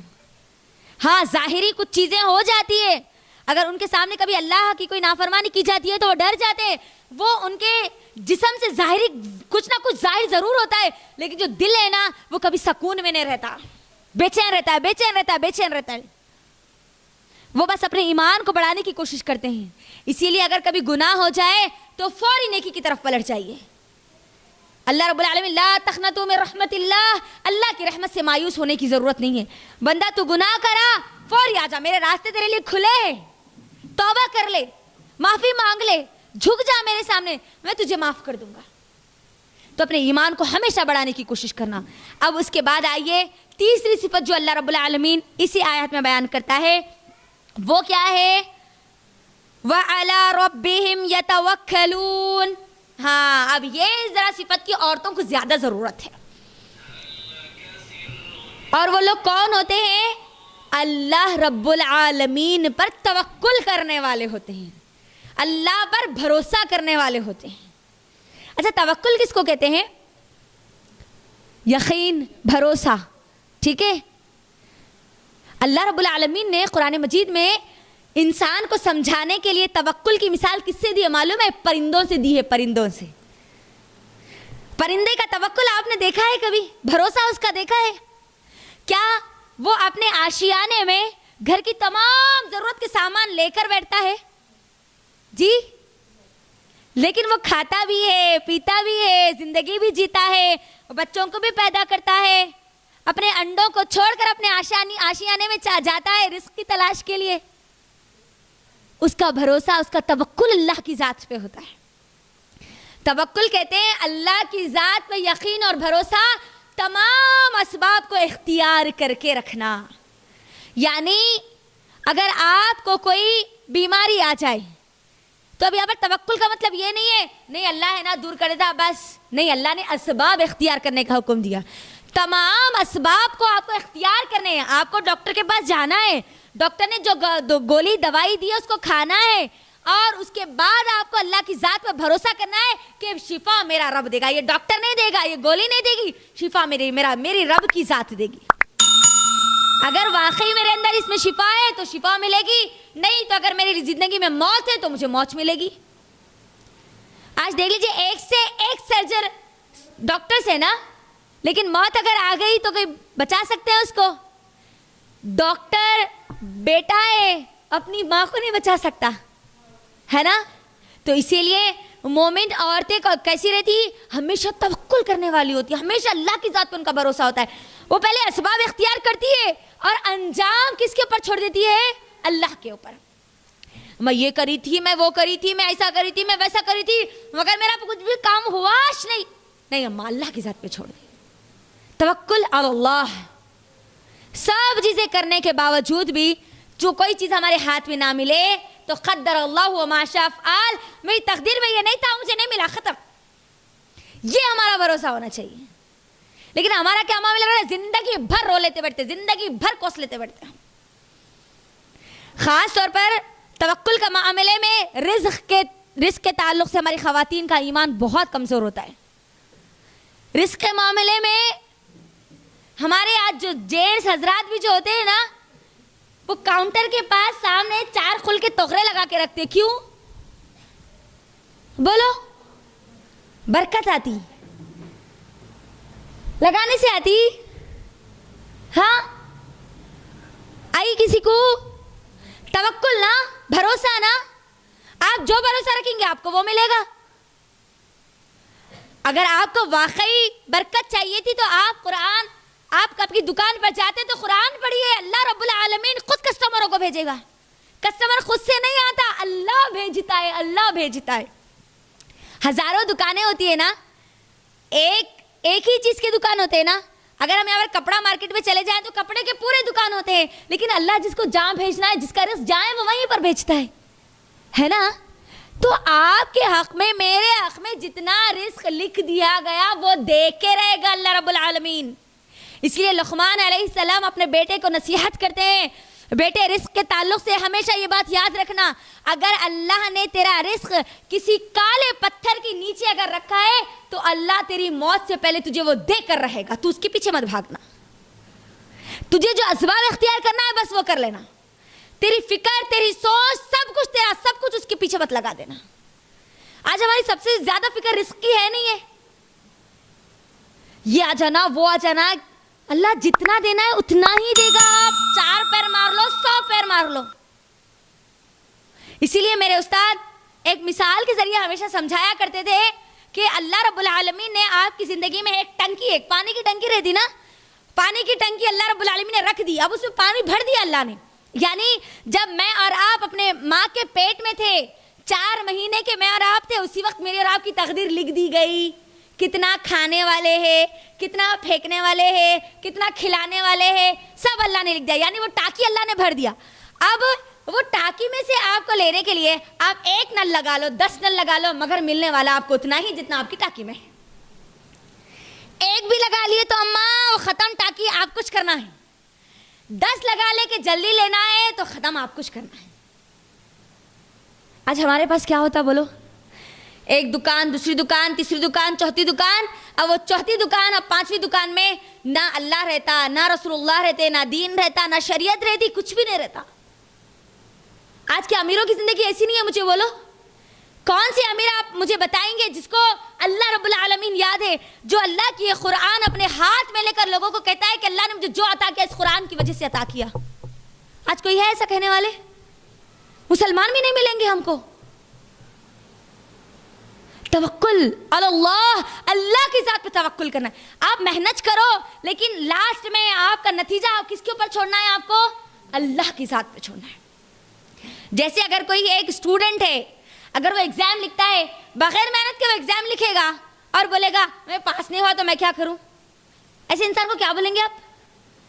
تم محنت نہیں کرا اسی لیے فیل ہوا, رائٹ. اور اگر آپ محنت کرتے تو فیل ہوتے. ہم کیا کوششیں کرتے اللہ کے لیے بولو؟ کیا کوششیں کرتے ہم اللہ کو منانے کے لیے, اللہ کو راضی کرنے کے لیے؟ اللہ دے دیتا, اللہ اولاد نہیں دے رہا جی, ہو جی نہیں دے رہا جی, دے گا ضرور دے گا. بچیوں کی شادیاں نہیں ہو رہے, کرے گا وہ, اس کی ذات پہ بھروسہ. تو آپ اسباب اختیار کرو, آپ لڑکی کے لیے رشتے دیکھو, آپ اپنے لڑکوں کے لیے رشتے دیکھو, اسباب اختیار کرو, اللہ تعالیٰ خیر والے لوگوں سے جوڑ دے گا. نہیں گھر بیٹھے اگر سامنے پلیٹ بھی رکھی ہوئی ہے نا اماں, تو انہیں وہ چاول آپ کے منہ میں نہیں آتا, لے چل مجھے نگل لے بول کے آپ کو اپنا ہاتھ لینا پڑتا, ملانا پڑتا, اپنے منہ میں رکھنا پڑتا, چبانا پڑتا, تب جا کے وہ آپ کے پیٹ میں جاتا. تو توکل اللہ, اللہ کی ذات پہ توکل کرنا, اللہ کی ذات پہ بھروسہ کرنا, اور حلال اسباب اختیار کرنا. حلال اسباب, وہ اسباب جو اللہ کے نبی صلی اللہ علیہ وسلم کے ذریعے ہم کو بتلا دیے گئے, وہی اسباب اختیار کرنا. دماغ سے بنائے گئے خیالی پلاؤ جتنے رہتے نا, وہ اختیار نہیں کرنا. یہ لگا لیے تو یہ ہو جاتا, وہ لگا لیے تو وہ ہو جاتا, بچیوں کے گلے میں یہ ڈالے تو شادیاں جلدی ہو جاتے, یہاں کا پانی نہیں لائے تو جلدی اڑ جاتے چڑیاں پورے. یہ دماغ میں یہ فکرہ نہیں رہنا. ہوا یوں کہ ایک مرتبہ ڈریس مٹیریل کے لیے ہم لوگ یہیں پر گئے ہوئے تھے, اور وہ ذی الحجہ کے 10 دن 9 میں سے کوئی ایک دن تھا, تو وہاں پر مول صاحب زبردست سورۃ الکوثر کی تلاوت کر لیتے ہوئے بیٹھے, اِنَّا أَعْطَيْنَاكَ الْكَوْثَرَ فَصَلِّ لِرَبِّكَ وَانْحَرْ اِنَّا أَعْطَيْنَاكَ الْكَوْثَرَ, پڑھتے جا رہے. جا کے پوچھے کہ آپ اتنا مطلب سورۃ الکوثر کیوں پڑھ رہے؟ تو وہ کہنے لگے کہ یہ 10 دنوں میں جو سورہ کوثر اتنے لاکھ مرتبہ پڑھتا ہے, اس کی دکان میں پوری 1 سال تک برکت رہتی. کون بولے بابا, کون بولے یہ بات آپ کو؟ اللہ کے نبی بولے, صحابہ بولے, ہم نے تو قرآن کو پڑھا, ہم نے شریعت کو پڑھا, مجھے تو نہیں ملا. حلال اسباب اختیار کرنا ہے, وہ اسباب جو اللہ کے نبی نے ہم کو بتلائے ہیں. قرآن پڑھو, برکت آئے گی, اللہ کا وعدہ ہے, رزق دے گا اللہ رب العالمین. رازق ہونے اس کو نہیں بلا کے ناریلوں کو, نیمبوؤں کو, یہ توغروں کو پکڑ کے بیٹھیں گے تو کیسے آئے گی برکت بولو؟ قرآن میں ہے کہیں پر, حدیث میں کبھی اللہ کے نبی صلی اللہ علیہ وسلم اپنے گھر میں قرآن لکھ کے لگائے؟ بتاؤ مجھے. آپ پڑھنے کے لیے, آپ سیکھنے کے لیے, آپ یاد کرنے کے لیے لگا سکتی ہے, لیکن خیر اور برکت کے لیے لگائے اللہ کے نبی. بھروسہ اللہ کی ذات پہ نہیں ہے. چھوٹا بچہ بیچارہ پیدا ہوتا, اس کو لے کے یہ گول اتنے پیارے چہرے پہ کالا ٹکٹ چپکا دے کے چلے جاتے ہیں. کیا ہے؟ اللہ کی ذات پہ بھروسہ نہیں. اللہ کے پاس آپ اسباب اختیار کرو, آپ دعائیں اذکار پڑھ کے پھونکو, کیا اس کو نظر لگے گی؟ توکل ہے نا اللہ کی ذات پہ. انہیں اس نے بچے کی حفاظت ماں کے پیٹ کے اندر کی جب آپ نے نہیں دیکھا تب حفاظت کی، تو کیا دنیا میں حفاظت نہیں کرے گا؟ ضرور کرے گا، ضرور بس ضرور کرے گا. اسی لیے اللہ کی ذات پہ ہمیشہ بھروسہ رکھو. کچھ ہو گیا لائف میں، آپ سب کچھ کرنے کے بعد بھی اگر وہ چیز آپ کے ہاتھ کو نہیں لگی تو سمجھ جاؤ وہ آپ کی تقدیر میں نہیں تھی. ختم. اللہ سے وہاں دعا بھی کرو کہ اللہ میں نے اس کے لیے کوشش کی، مجھے نہیں ملی، تو اس کا مطلب تیرا یہ فیصلہ ہے کہ میرے حق میں یہ خیر نہیں ہے. اسی لیے اللہ سے ہمیشہ دعا کرو، اللہ مجھے خیر کے راستے سے جوڑ دے، اللہ تم مجھے خیر کے راستے سے جوڑ دے. میں تو میرے تمام پیشنٹس کو بھی یہ بات کہتی ہوں کہ آپ اللہ سے دعا کر کے آئیے کہ جہاں آپ کے لیے شفا ہے اللہ آپ کو وہاں پہنچا دے. ہو سکتا ہے میرے پاس آپ کی شفا نہ ہو، اللہ نے مجھے میرے ہاتھ میں وہ شفا نہ رکھی ہو، وہ گولی جو میں آپ کو لکھ کے دے رہی ہوں اس کے اندر اللہ شفا نہ رکھے، تو اللہ سے دعا کرو اللہ جہاں میرے لیے شفا ہے تو مجھے وہاں پہنچا دے. اللہ جہاں میرے لیے خیر ہے اللہ تو مجھے اس سے جوڑ دے. اللہ جو خیر کا کام میرے حق میں اللہ تو اس کو کر دے. ہمیشہ اللہ سے خیر کی دعا کرنا اور توکل اللہ کی ذات پہ بھروسہ کرنا. ہمارے پاس ہوتا کیا، اماں یہ ہو گیا، اماں وہ ہو گیا، کیسا کریں گے، کیا کریں گے، اب یہ ہوتا کہ اب وہ آتا کہ سانس کبھی اوپر جاتی تو کبھی نیچے آتی. نہیں نہیں نہیں، مومن ایسے نہیں ہوتے. قدر اللہ وما شاء فعل. میرا رب ہے نا، میں نے حلال اسباب کو اختیار کیا، الحمدللہ اللہ رب العالمین جو کرے گا وہ خیر ہوگا. بس مومن کبھی پریشان نہیں ہوتا، ہر وقت پریشانی کی حالت میں نہیں ہوتا. میرا رب ہے نا، وہ کر لے گا، وہ دیکھ لے گا. ہمیشہ توکل اللہ کی ذات. رشتے نہیں آ رہے بیٹی کو، ارے اللہ بیٹی کو پیدا کیا تو اس کے جوڑے کو بھی اللہ نے پیدا کیا نا. اولاد نہیں ہو رہی تو دینے والا ہونا ہی چاہیے نا. آپ اسباب اختیار کر رہے ہیں، آپ علاج کرا رہے ہیں، آپ سب کر رہے ہیں، اس کے باوجود بھی نہیں ہو رہا تو آپ کیا کر سکتے ہیں؟ اللہ دے گا، مانگو اس سے، توکل اس کی ذات پہ رکھو. اس کے علاوہ تو کوئی ہے دینے والا؟ ہے ہی نہیں نا، آپشن ہی نہیں ہے. اللہ بہت پسند کرتا ہے وہ بندوں کو جو اللہ کی ذات پہ توکل کرتے. بھروسہ اللہ کی ذات پہ رہنا، اپنی محنت پہ بھی بھروسہ نہیں رہنا، اپنی خود کی کارکردگی پہ بھی بھروسہ نہیں رہنا. انجام میرے رب کے ہاتھ میں، ختم. نتیجہ میرا رب دے گا، میری محنت کے مطابق میں جو کروں گی وہ مجھے ملے گا، ختم. تو توکل یہ تیسری صفت. اب یہ جو تین تھے نا جس کے سامنے اللہ کا ذکر کیا جاتا تو ڈر جاتے ہیں، آیتیں تلاوت کی جاتی ہے قرآن کی تو ان کے ایمان بڑھ جاتے ہیں اور وہ اللہ کی ذات پہ بھروسہ کرنے والے تھے. یہ تینوں کا تعلق دل سے ہے نا. اس کے بعد کی آیت میں آئیے اللہ رب العالمین کیا کہتا ہے. ابھی دو صفات باقی ہیں انشاءاللہ، وہ دو صفات کے بعد ہم ہماری بات کو مکمل کر دیں گے انشاءاللہ. اچھا کوسی آیت دیکھ رہے ہیں ہم لوگ؟ بولیے ذرا ایک بار. سورہ انفال کی 2 3 4. چلیے اب یہ پہلی آیت ہو گئی، آیت نمبر 2 ہو گئی. یہ ایک آیت نمبر 2 میں اللہ نے تین صفات کا ذکر کیا نا. کون سے بولیے جلدی. اللہ کا ذکر کیا جاتا ہے تو ان کے قلوب کیا ہوتے ہیں؟ ڈر جاتے ہیں. وجلت قلوبہم، اس کے بعد زادتہم ایمانا، اس کے بعد یتوکلون، اللہ کی ذات میں وہ کیا ہوتے ہیں؟ توکل کرنے والے ہوتے ہیں. اچھا اب اس کے بعد آئیے یہ بڑی اہم صفت اس کے بعد اللہ رب العالمین بتا رہے ہیں. الذین یقیمون الصلاۃ. کم از کم ان کے پاس یہ 5 کوالٹیز تو ہونا بولے نا مومن ہونے کے لیے. 3 آ گئی، چوتھی ہے وہ نماز قائم کرتے ہیں. وہ کیا کرتے ہیں؟ اللہ نے یہاں پر کیا کہا؟ یقیمون الصلاۃ، یعنی نماز کو قائم کرتے. اللہ نے یہ نہیں کہا وہ نماز پڑھتے ہیں. پڑھنے اور قائم کرنے میں بہت بڑا فرق ہے. اللہ نے قرآن میں جہاں کہیں پر بھی نماز کا ذکر کیا، ان الصلاۃ تنہی عن الفحشاء والمنکر، نماز کا جہاں پر بھی آیا نا وہاں پر یقیمون الصلاۃ کا ذکر آیا. نماز کو قائم کرنے والے، نماز کو قائم کرنے والے، نماز کو قائم کرنے والے. پڑھنے اور قائم کرنے میں بہت بڑا ڈفرنس ہے، بہت بڑا ڈفرنس. میں آپ کو بتاتی ہوں. کوئی اسکول ڈالا جائے، ٹھیک ہے، اسکول قائم کیا گیا، ٹھیک ہے، وہ اسکول میں نہ بچے جاتے ہیں نہ پڑھایا جاتا ہے، کبھی کبھار جاتے ہیں تو کبھی کبھار نہیں، تو اب کیا بولیں گے؟ اسکول قائم ہے بولیں گے؟ ہاں جی، ایک لفظ ایک جگہ پر کہاں پر لکھ دیا گیا، یہ پڑھنا بولتے اس کو. اسکول قائم کیا گیا، لکھ دیا گیا تو وہ پڑھنا ہے. نماز قائم کرتے ہیں یعنی ریگولر کنٹینیو وہ کام ہوتا ہے قائم کرنا.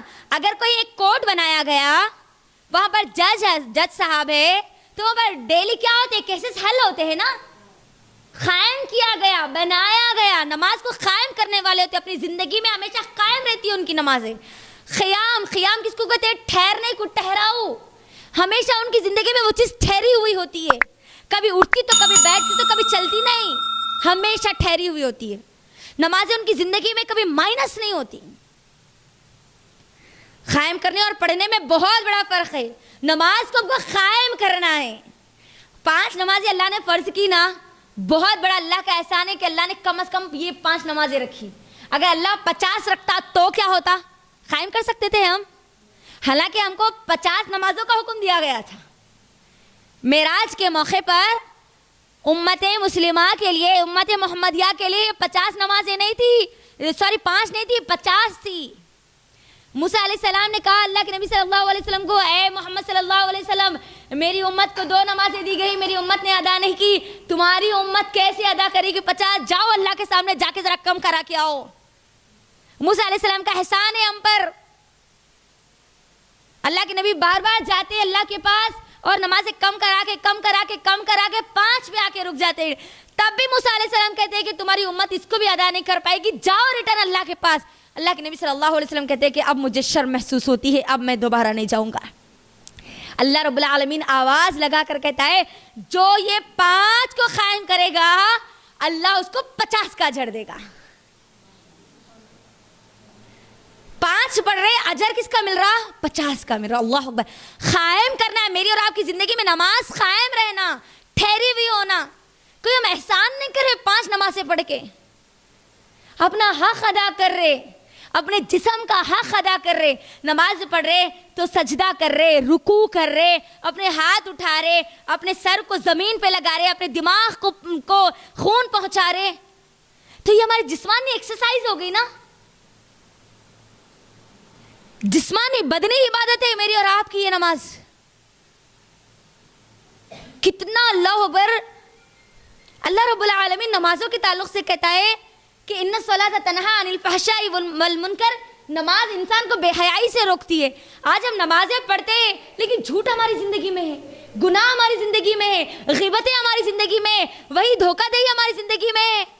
تو کیا وہ نمازیں واقعی وہ نمازیں ہیں, قائم ہے وہ نمازیں؟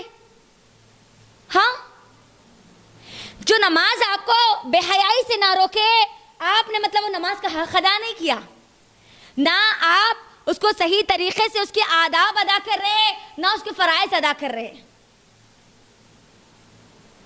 اللہ کا وعدہ ہے, اللہ گناہوں سے برائیوں سے روکتا ہے, انسان کو بے حیائی کی چیزوں سے روکتا ہے. 5 ٹائم کی نماز بھی پڑھتے ہیں, ٹی وی کے سیریلز بھی دیکھتے ہیں, تو کہاں ہے حیا؟ بے حیائی سے تو نہیں رکے, پھر وہ نماز ان کو فائدہ کیوں نہیں دیتی, وہ نمازوں کا اثر ہماری زندگی میں کیوں نہیں ملتا؟ جھوٹ بولتے وقت وہ ہماری زبانیں کیوں نہیں کانپتی جبکہ ہم نماز پڑھتے ہیں؟ آج نماز پڑھنے والوں کے تعلق سے یہ بات مشہور کر دیتے ہیں, انہوں نماز پڑھتے مگر جھوٹ بولتے, انہوں نماز پڑھتے مگر غیبتیں کرتے, انہوں نماز پڑھتے مگر لوگوں کا حق ڈال لیتے. سوچو, کیا قائم ان کی زندگی میں نماز قائم نہیں ہوتی؟ وہ پڑھتے ہیں, وہ اقرار کرتے ہیں, وہ پڑھتے ہیں, صرف نمازوں کو قائم نہیں کرتے. جو اب زندگی میں اپنی نماز کو قائم کرتے ہیں نا, ان کی زبانیں لکھتی ہے کوئی جھوٹ, کوئی گناہ, کوئی نافرمانی کے الفاظ نکالنے سے پہلے. آخرت کا ڈر اور احساس ہوتا ہے ان کو. یہ نمازیں میرے لیے فائدہ ہے, لیکن اگر کل قیامت کے دن معلوم ہوا یہ نمازیں جو تو پڑھتا تھا یہ کالے کپڑے میں لپیٹ کر اگر ہمارے منہ پہ پھینک دی جائے گی, چل نکل تیری نمازیں لے کر, اللہ رب العالمین اگر یہ بات کہہ دے تو وہ نمازیں کوئی فائدہ دے گی؟ ہاں, پوری نماز بھی پوری چوری. نمازوں میں کھجانا بھی آتا, نمازوں میں ہم کو یاد بھی آتا. نمازیں آج ہماری ہم پڑھتے ہیں تو مجھے بتاؤ کیا خیالات ہمارے دماغ میں نہیں آتے؟ اگر ہمارے دماغ میں خیالات آتے نماز پڑھتے وقت تو سمجھ جاؤ آپ نے نماز کو قائم نہیں کیا, آپ نے نماز کو سمجھا ہی نہیں. اگر آپ سورۃ الفاتحہ پڑھتے اس کا ترجمہ نہیں معلوم تو کیا آپ کو خیالات نہیں آئیں گے؟ ضرور آئیں گے. آپ قرآن کی آیت پڑھ رہے ہیں, آپ سورۃ الاخلاص پڑھ رہے ہیں, قل هو اللہ احد اللہ الصمد لم یلد ولم یولد ولم یکن لہ کفوا احد, آپ پڑھتے ہیں, آپ زبان سے پڑھ رہے ہیں لیکن دماغ میں تو کچھ اور چل رہا ہے. باڈی تو پریزنٹ ہے لیکن مائنڈ پورا ایبسنٹ ہے. تو اللہ ایسی نمازیں قبول کرے گا کیونکہ اللہ تعالیٰ تو پوری حالت کو ہماری جانتا ہے, ہماری ظاہر اور ہماری باطن دونوں کو جانتا ہے اللہ رب العالمین. تو سوچو, حال ہمارا اتنا برا ہے, کوئی چیز اگر گم جائے تو ہاں کس میں یاد آتی؟ نماز میں یاد آتی. سوچو آپ, کیا قائم ہے ہماری زندگی میں نمازیں؟ اگر ہم نماز پڑھتے ہیں, ٹی وی دیکھتے ہیں, تو سمجھ جاؤ آپ کی نمازیں قبول نہیں ہو رہی. آپ نمازیں پڑھتے ہیں, جھوٹ بولتے ہیں, تو آپ کی نمازیں اللہ رب العالمین قبول نہیں کرے گا. آپ نمازیں پڑھتے ہیں, فلمیں دیکھتے ہیں, گانے سنتے ہیں, گناہ اور برائیوں کے کام ہیں, تو ایسی نمازیں اللہ قبول نہیں کرے, کیونکہ وہ نماز, آپ نماز تو پڑھے لیکن گناہ اور برائیوں سے نہیں رک رہے نا. میں تو جب بھی اولاد کی تربیت کے تعلق سے پڑھتی ہوں یا اس کا ذکر آتا ہے تو مجھے اللہ کے نبی صلی اللہ علیہ وسلم کی وہ حدیث یاد آتی ہے. اللہ کے نبی صلی اللہ علیہ وسلم وہ بچے جن سے اتنی زیادہ محبت کرنے والے ہیں, جب اللہ کے نبی صلی اللہ علیہ وسلم نماز پڑھاتے, بچوں کے رونے کی آواز آتی تو اللہ کے نبی اپنی قرأت کو کم کر دیتے, تھوڑی کر دیتے. وہیں پر بچوں کے تعلق سے, ان کی تربیت کے تعلق سے کہنے لگے, اگر بچہ 7 سال کا ہو جائے تو اس کو نماز کے لیے تنبیہ کرو, اس کو لے کے جو 7 سال تک انہیں پابند ہو جانا چاہیے. یہ نماز 7 سال تک اس کی زندگی میں قائم ہو جانا چاہیے, وہ مقام ہو جانا چاہیے اس کے پاس, اس کا احساس ہو جانا چاہیے اس کو. یعنی 7 سال تک آپ کو, ماں باپ کو چاہیے کہ وہ بچوں کے پیچھے لگے رہیں تاکہ وہ گناہ اور برائیوں سے بچ جائے. اور اللہ کے نبی نے کیا کہا اسی صحیح مسلم کی حدیث میں کہ اگر بچے 10 سال کے ہو جائے اور وہ نماز کو نہ جائے تو کیا کرو, ان کو مارو. سوچو اب, اتنی محبت کرنے والے بچوں سے بچوں کو مارنے کا حکم دے رہے اللہ کے نبی. کیونکہ جس کی زندگی میں نماز نہیں ہوتی نا, اس کی زندگی میں بے حیائی ہوتی, حیا نہیں ہوتی. حیا اور ایمان ایک دوسرے سے جڑا ہوا ہے, اس بات کو یاد رکھ لینا. ایمان گیا تو حیا بھی چلی جائے گی, اور حیا گئی تو ایمان بھی چلا جائے گا. اسی لیے اپنی نظروں کو بھی حیادار رکھنا, اپنے دماغ کو بھی حیادار رکھنا, اپنے دل کو بھی حیادار رکھنا. کوئی دیکھے یا نہ دیکھے, لیکن یاد رکھنا وہ رب مجھ کو اور آپ کو ہمیشہ دیکھ رہا ہے. نماز کی حالت میں بھی دیکھ رہا ہے, رکوع کی حالت میں بھی دیکھ رہا ہے, سجدے کی حالت میں بھی دیکھ رہا ہے. لوگوں میں ہے تب بھی دیکھ رہا ہے, تنہائی میں ہے تب بھی دیکھ رہا ہے. چاہے کچھ بھی ہو جائے, میری نمازیں میری زندگی میں قائم کروں گی, قائم کروں گی, پڑھوں گی نہیں, قائم ہوگی میری نمازیں. یعنی میرا وجود ہوگا تو نمازوں کے ساتھ ہوگا, ورنہ نمازوں کے بغیر تو ہم اسلام کے باہر ہو جاتے. اللہ اکبر, مسلمان کا تصور ہی نہیں ہے نماز کے بغیر, تصور ہی نہیں ہے. اسلام کے 5 پلرز ہیں, 5 میں سے ایک کیا ہے؟ نماز ہے. دائرہ اسلام سے خارج ہو جا رہا. اللہ کے نبی نے کہا کہ بے نمازی اگر مر جائے تو اس کو مسلمانوں کے قبرستان میں مت دفناؤ, اس کی نماز جنازہ مت پڑھو. سوچو اب, اگر یہ اللہ کا احسان ہے کہ کون نمازی ہے کون بے نمازی, اللہ نے دنیا میں چھپا لیا. اگر اللہ رب العالمین مرنے کے ساتھ ہی اگر ہمارے پیشانیوں پہ لکھ دیتا یہ نمازی ہے غیر نمازی ہے, تو نہ جانے کتنے لوگوں کی نماز جنازہ ہوتی اور کتنی نہیں ہوتی, ہم کو معلوم نہیں. کتنے لوگوں کو مسلمانوں کے قبرستان میں دفن کیا جاتا یا نہیں کیا جاتا, ہم کو معلوم نہیں ہے. سوچئے آپ, یہ اللہ کا احسان ہے ہم پر, الحمدللہ. کتنی آپ غور کریے, اللہ کے نبی کا ان کو مسلمانوں کی قبرستان میں دفن مت کرو, پھینک دو ان کو کہیں پر, وہ قابل ہی نہیں ہے. نہ نماز جنازہ ان کو پڑھانے کے قابل ہے, نہ مسلمانوں کے قبرستان میں ان کو دفنانے کے انہوں قابل ہے. وہ مرد اور عورت کا نکاح باطل ہو جاتا ہے اگر نمازیں بیچ میں نہیں ہوتی تو. سوچو آپ, نکاح باطل ہونے کا مطلب سمجھتی ہے آپ؟ اللہ کے لیے اپنے گھر میں نماز کو قائم کیجئے, قائم کیجئے. اذان کے وقت آپ کے گھر میں اذان کی آواز آنی چاہیے. آج ہمارے پاس فون موجود نہیں ہے, فون میں آپ اذان کے ٹائمر کو سیٹ نہیں کر سکتی ہے, فوری آپ کو یاد دہانی آنی چاہیے اذان ہو گئی, یعنی اب مجھے نماز پڑھنا, مجھے قائم کرنا ہے نماز. عادت ڈالیے آہستہ آہستہ. اگر آپ کوشش کریں گے تو اللہ رب العالمین آپ کے راستوں کو ضرور آسان کرے گا. یہ اللہ کا وعدہ ہے. جو بندہ کوشش نہیں کرتا اللہ اس کے لیے راستے آسان نہیں کرتا, جو کوشش کرتا ہے اللہ خود اس کے لیے راستے بناتا چلے جاتا ہے. تو چاہے کچھ بھی ہو جائے نمازیں نہیں چھوٹنی چاہیے. خاص طور پر فجر اور عشاء, یہ 2 نمازوں میں ہماری بہت غفلت ہوتی, بہت زیادہ. اور یہ 2 نمازوں کے تعلق سے اللہ کے نبی نے کیا کہا معلوم ہے؟ بخاری کی حدیث ہے, یہ منافقوں پہ بھاری ہوتی, منافقوں پہ. کون منافق؟ جس کا جہنم میں سب سے نچلا حصہ ہے, سب سے خطرناک عذاب کس کو دیا جائے گا؟ تو وہ منافق کو دیا جائے گا. دل جس کو دیکھ کر دہل جائیں گے نا, وہ منافق ہوں گے. تو وہ صفت ہے ان لوگوں کی جو فجر اور عشاء کو خاص طور پہ لڑتی میں ڈالتے. تو اللہ کے لیے یہ نمازیں میرے اور آپ کے لیے فائدہ مند ہیں. ان نمازوں کو مت چھوڑیے. اپنے گھر میں آپ بھی پڑھیں گے اور اپنے پورے گھر کو لے کے پڑھیں گے انشاءاللہ. اگر آپ غیر شادی شدہ ہے تو آپ کے لیے کوئی مشکل ہی نہیں ہے, نمازوں کے لیے کوئی پابندی آپ کو کوئی روکنے والا ہی نہیں ہے. اور عورتوں کے لیے تو اللہ نے آسانی پیدا کر دی الحمدللہ. ہر مہینے میں 5 دن تو ویسے ان کو نماز کی چھٹی ہوتی ہے نا. 5 دن تو ان کے چلے گئے, 5 دن 7 دن کسی کے چلے گئے. بچنے کتنے دن ہمارے دیکھ لیجئے. 23 دن کسی کے ایک مہینے میں نمازیں ہو رہی, کسی کے 25 دن نمازیں ہو رہی. مرد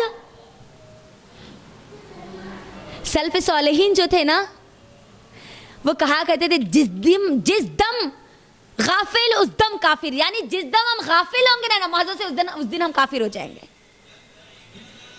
مردوں کو حیض آتا ہے جو نمازیں نہیں پڑھتے, بولو ہاں. کراہیت ہوتی ہے ہم کو یہ الفاظ سننے پر, لیکن حق ہے نا یہ, کیا ان کو نمازیں معاف ہے؟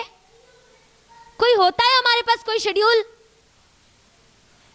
ترکاری نہیں ہے, دودھ نہیں لائے, بسکٹا نہیں لائے, پیمپرا نہیں لائے, یہ فیس نہیں بنے, وہ نہیں بنے, 1272 باتیں سناتے. نماز پڑھے یا نہیں پڑھے پوچھتے؟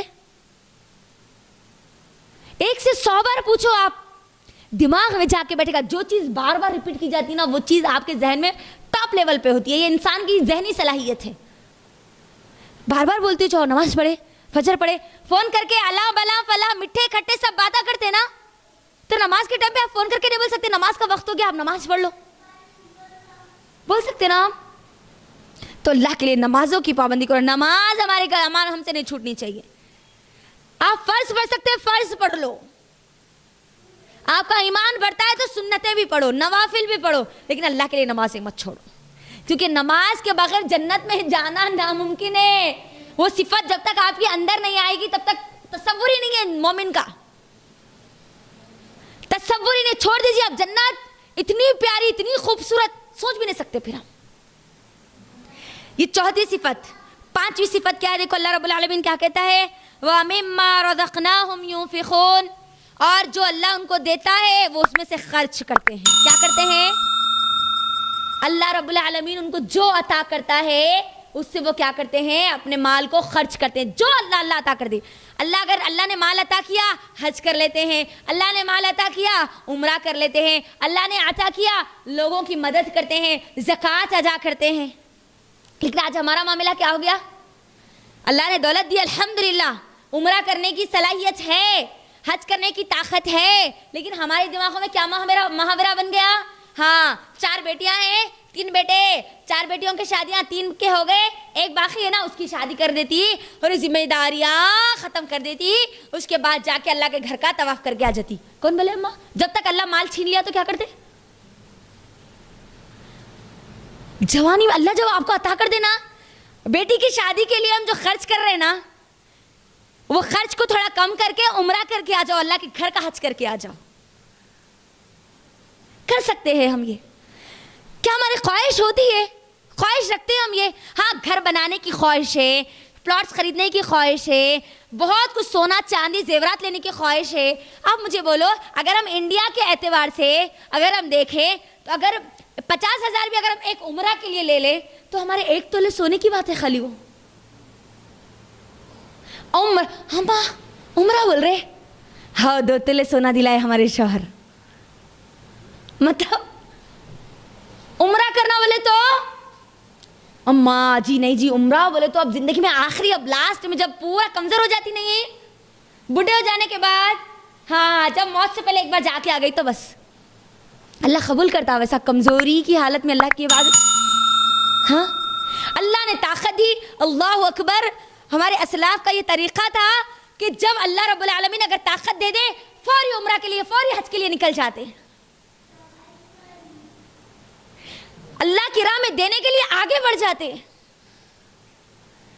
زکوٰۃ کا معاملہ کیا ہے آج دیکھ لیجیے, اللہ نے عطا کیا الحمدللہ. اللہ نے اگر آپ کو صاحب زکوٰۃ بنایا ہے تو الحمدللہ کا شکر ادا کیجیے, الحمدللہ اللہ نے مجھے صاحب زکوٰۃ بنایا.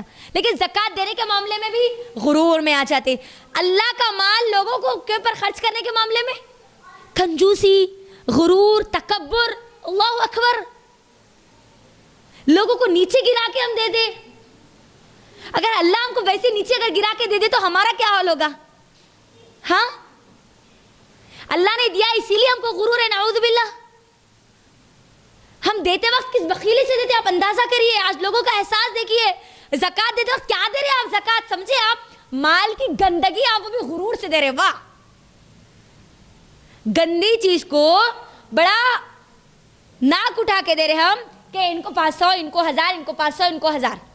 لائن میں ٹھہرو لوگ, 200 کے اوپر 1000 لے کے جاؤ. کیا کر رہے آپ؟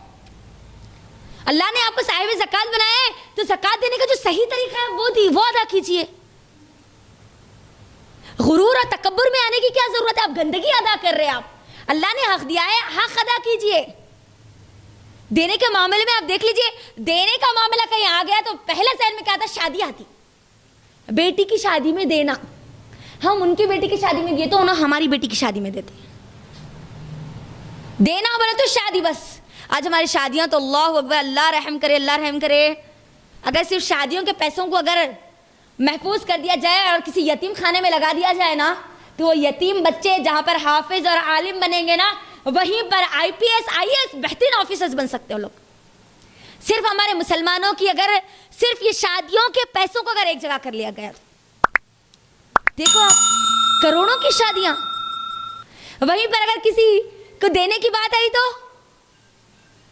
کسی غریب, کسی یتیم, کسی یسیر کو دینے کی بات آئی تو ہاتھ پورا روک لیتے, ہم پورا ہاتھ روک لیتے.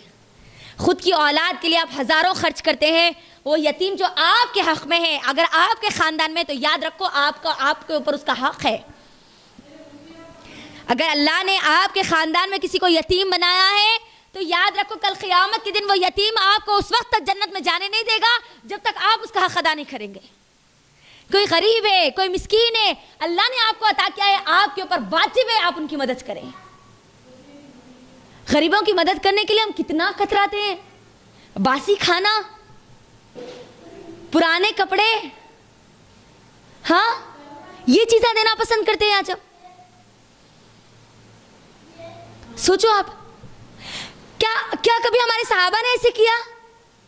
صحابہ کا عالم تو یہ تھا کہ اگر کوئی اچھی چیز بناتے تو پہلے لے کے جا کے ان کا حق ادا کرتے جو لوگ کھاتے نہیں. یہ ہم پر حق ہے, ہم غربا کو ڈھونڈ کر دیں. ہم تو یہ بولتے کہ گھر کے سامنے آیا تو اس کو ٹھہر ہم دیتے, اب بھی ایسے الفاظ رہتے ہمارے. اللہ اکبر, اللہ کے لیے خرچ کرنے والے بنو, خرچ کرنے والے بنو. اللہ رب العالمین جو خرچ کرنے والا ہاتھ ہوتا ہے نا, اس ہاتھ کو بہت پسند کرتے ہیں, بہت پسند کرتے ہیں. آپ کو معلوم ہے اماں عائشہ رضی اللہ تعالی عنہا جو تھی, ان کے پاس ایک دن بہت صدقات آئے, بہت آئے. تو انہوں نے کیا کیا, ایک ایک کر کے صبح آئے تو شام تک پورے خرچ کر دیا, پورا لوگوں کو دے دیا, پورا تقسیم کر دیا. اور پھر اس دن ان کی باندھی, ان کی لونڈی جو تھی, وہ ان کو یاد دلاتی کہ اماں عائشہ, اے میری ماں, آج آپ روزے سے اپنے لیے کچھ ایک روٹی تو رکھ لیتی, کچھ تو رکھ لیتی. تو وہ کہتی ہے کہ میں بھول گئی کہ میں روزے سے ہوں, یعنی افطار کے لیے بھی ان کے پاس کچھ بھی نہیں تھا. صبح اتنا مال آیا اور شام میں پورا خرچ کر دیا. آج ہماری کیا حالت ہے؟ جمع کے رکھنے کی عادت, گننا جمانا یہی فکر ہے. خرچ کرنے کے لیے ہم مانے, جو سامنے نا ان کو لگانے دو پہلے. اللہ اکبر. یاد رکھو خرچ کرنے سے مال بڑھتا ہے, کم نہیں ہوتا, بڑھتا ہے. اور یہ مومنوں کی صفت ہے, مومنوں کی صفت ہے. علی رضی اللہ تعالیٰ عنہ اور فاطمہ رضی اللہ تعالیٰ کا یہ واقعہ کہہ کر انشاءاللہ میں اپنی بات کو پوری مکمل کر دوں گی. علی رضی اللہ تعالیٰ عنہ کے پاس صرف 6 درہم رہتے. کتنے رہتے؟ 6 درہم. 6 درہم گھر سے لے کے آٹا لانے کے لیے بازار جاتے, اور جب جاتے تو فاطمہ رضی اللہ تعالیٰ عنہ ان کا انتظار کرتے رہتی 1 घंटा हो जाता, 2 घंटे हो जाते, आते ही नहीं अली रजी अल्लाह तआला अन्हु। जब अच्छी खासी देर हो जाती, उसके बाद अली रजी अल्लाह तआला अन्हु बहुत सारे पैसे अपने हाथ में लेकर, बहुत सारा आटा गेहूं सब लेकर आते हैं। तो फातिमा रजी अल्लाह तआला अन्हा कहती है, आप तो जब घर से गए थे उस वक्त तो आपके पास सिर्फ 6 दिरहम थे, और इतना माल, इतने पैसे और इतना सामान, ये तो 6 दिरहम में आ नहीं सकता। तो अली रजी अल्लाह तआला अन्हु कहते हैं, जब मैं यहाँ घर से निकला तो रास्ते में मुझे एक ऐसा ज़रूरतमंद मिला जिसको मुझसे ज़्यादा ज़रूरत थी, तो मैंने क्या किया, वो 6 दिरहम उसको सदका कर दिए। घर में सिर्फ 6 दिरहम थे। अब यहाँ पर अंदाज़ा करिए, उनके हाथ में कितने दिरहम है, सिर्फ 6। सामने वाला को जब देखा कि मुझसे ज़्यादा ये ज़रूरतमंद है, लिया और पूरा सदका कर दिया। अब वहीं पर मैं बैठ गया कि अब मैं घर को कैसे जाऊं, अब तो मेरे पास कुछ भी नहीं है, हसन और हुसैन छोटे हैं, बीवी इंतजार कर रही है। वहीं पर बैठा रहा और मुझे अल्लाह के नबी सल्लल्लाहु अलैहि वसल्लम की वो हदीस याद थी कि जो अल्लाह की राह में 1 गुनाह देता है, अल्लाह उसको 10 गुनाह बढ़ा के देता है। मुझे वो हदीस याद थी और उस हदीस के इंतजार में मैं वहां पर बैठ गया।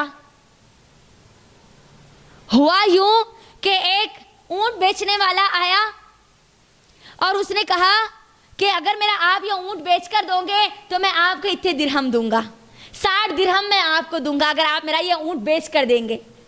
अली रजी अल्लाह तआला अन्हु कहते हैं कि मैं वो ऊंट लिया और किसी और को बेच कर दिया, तो उसने मुझे 60 दिरहम क्या किया, मुनाफे में दिए।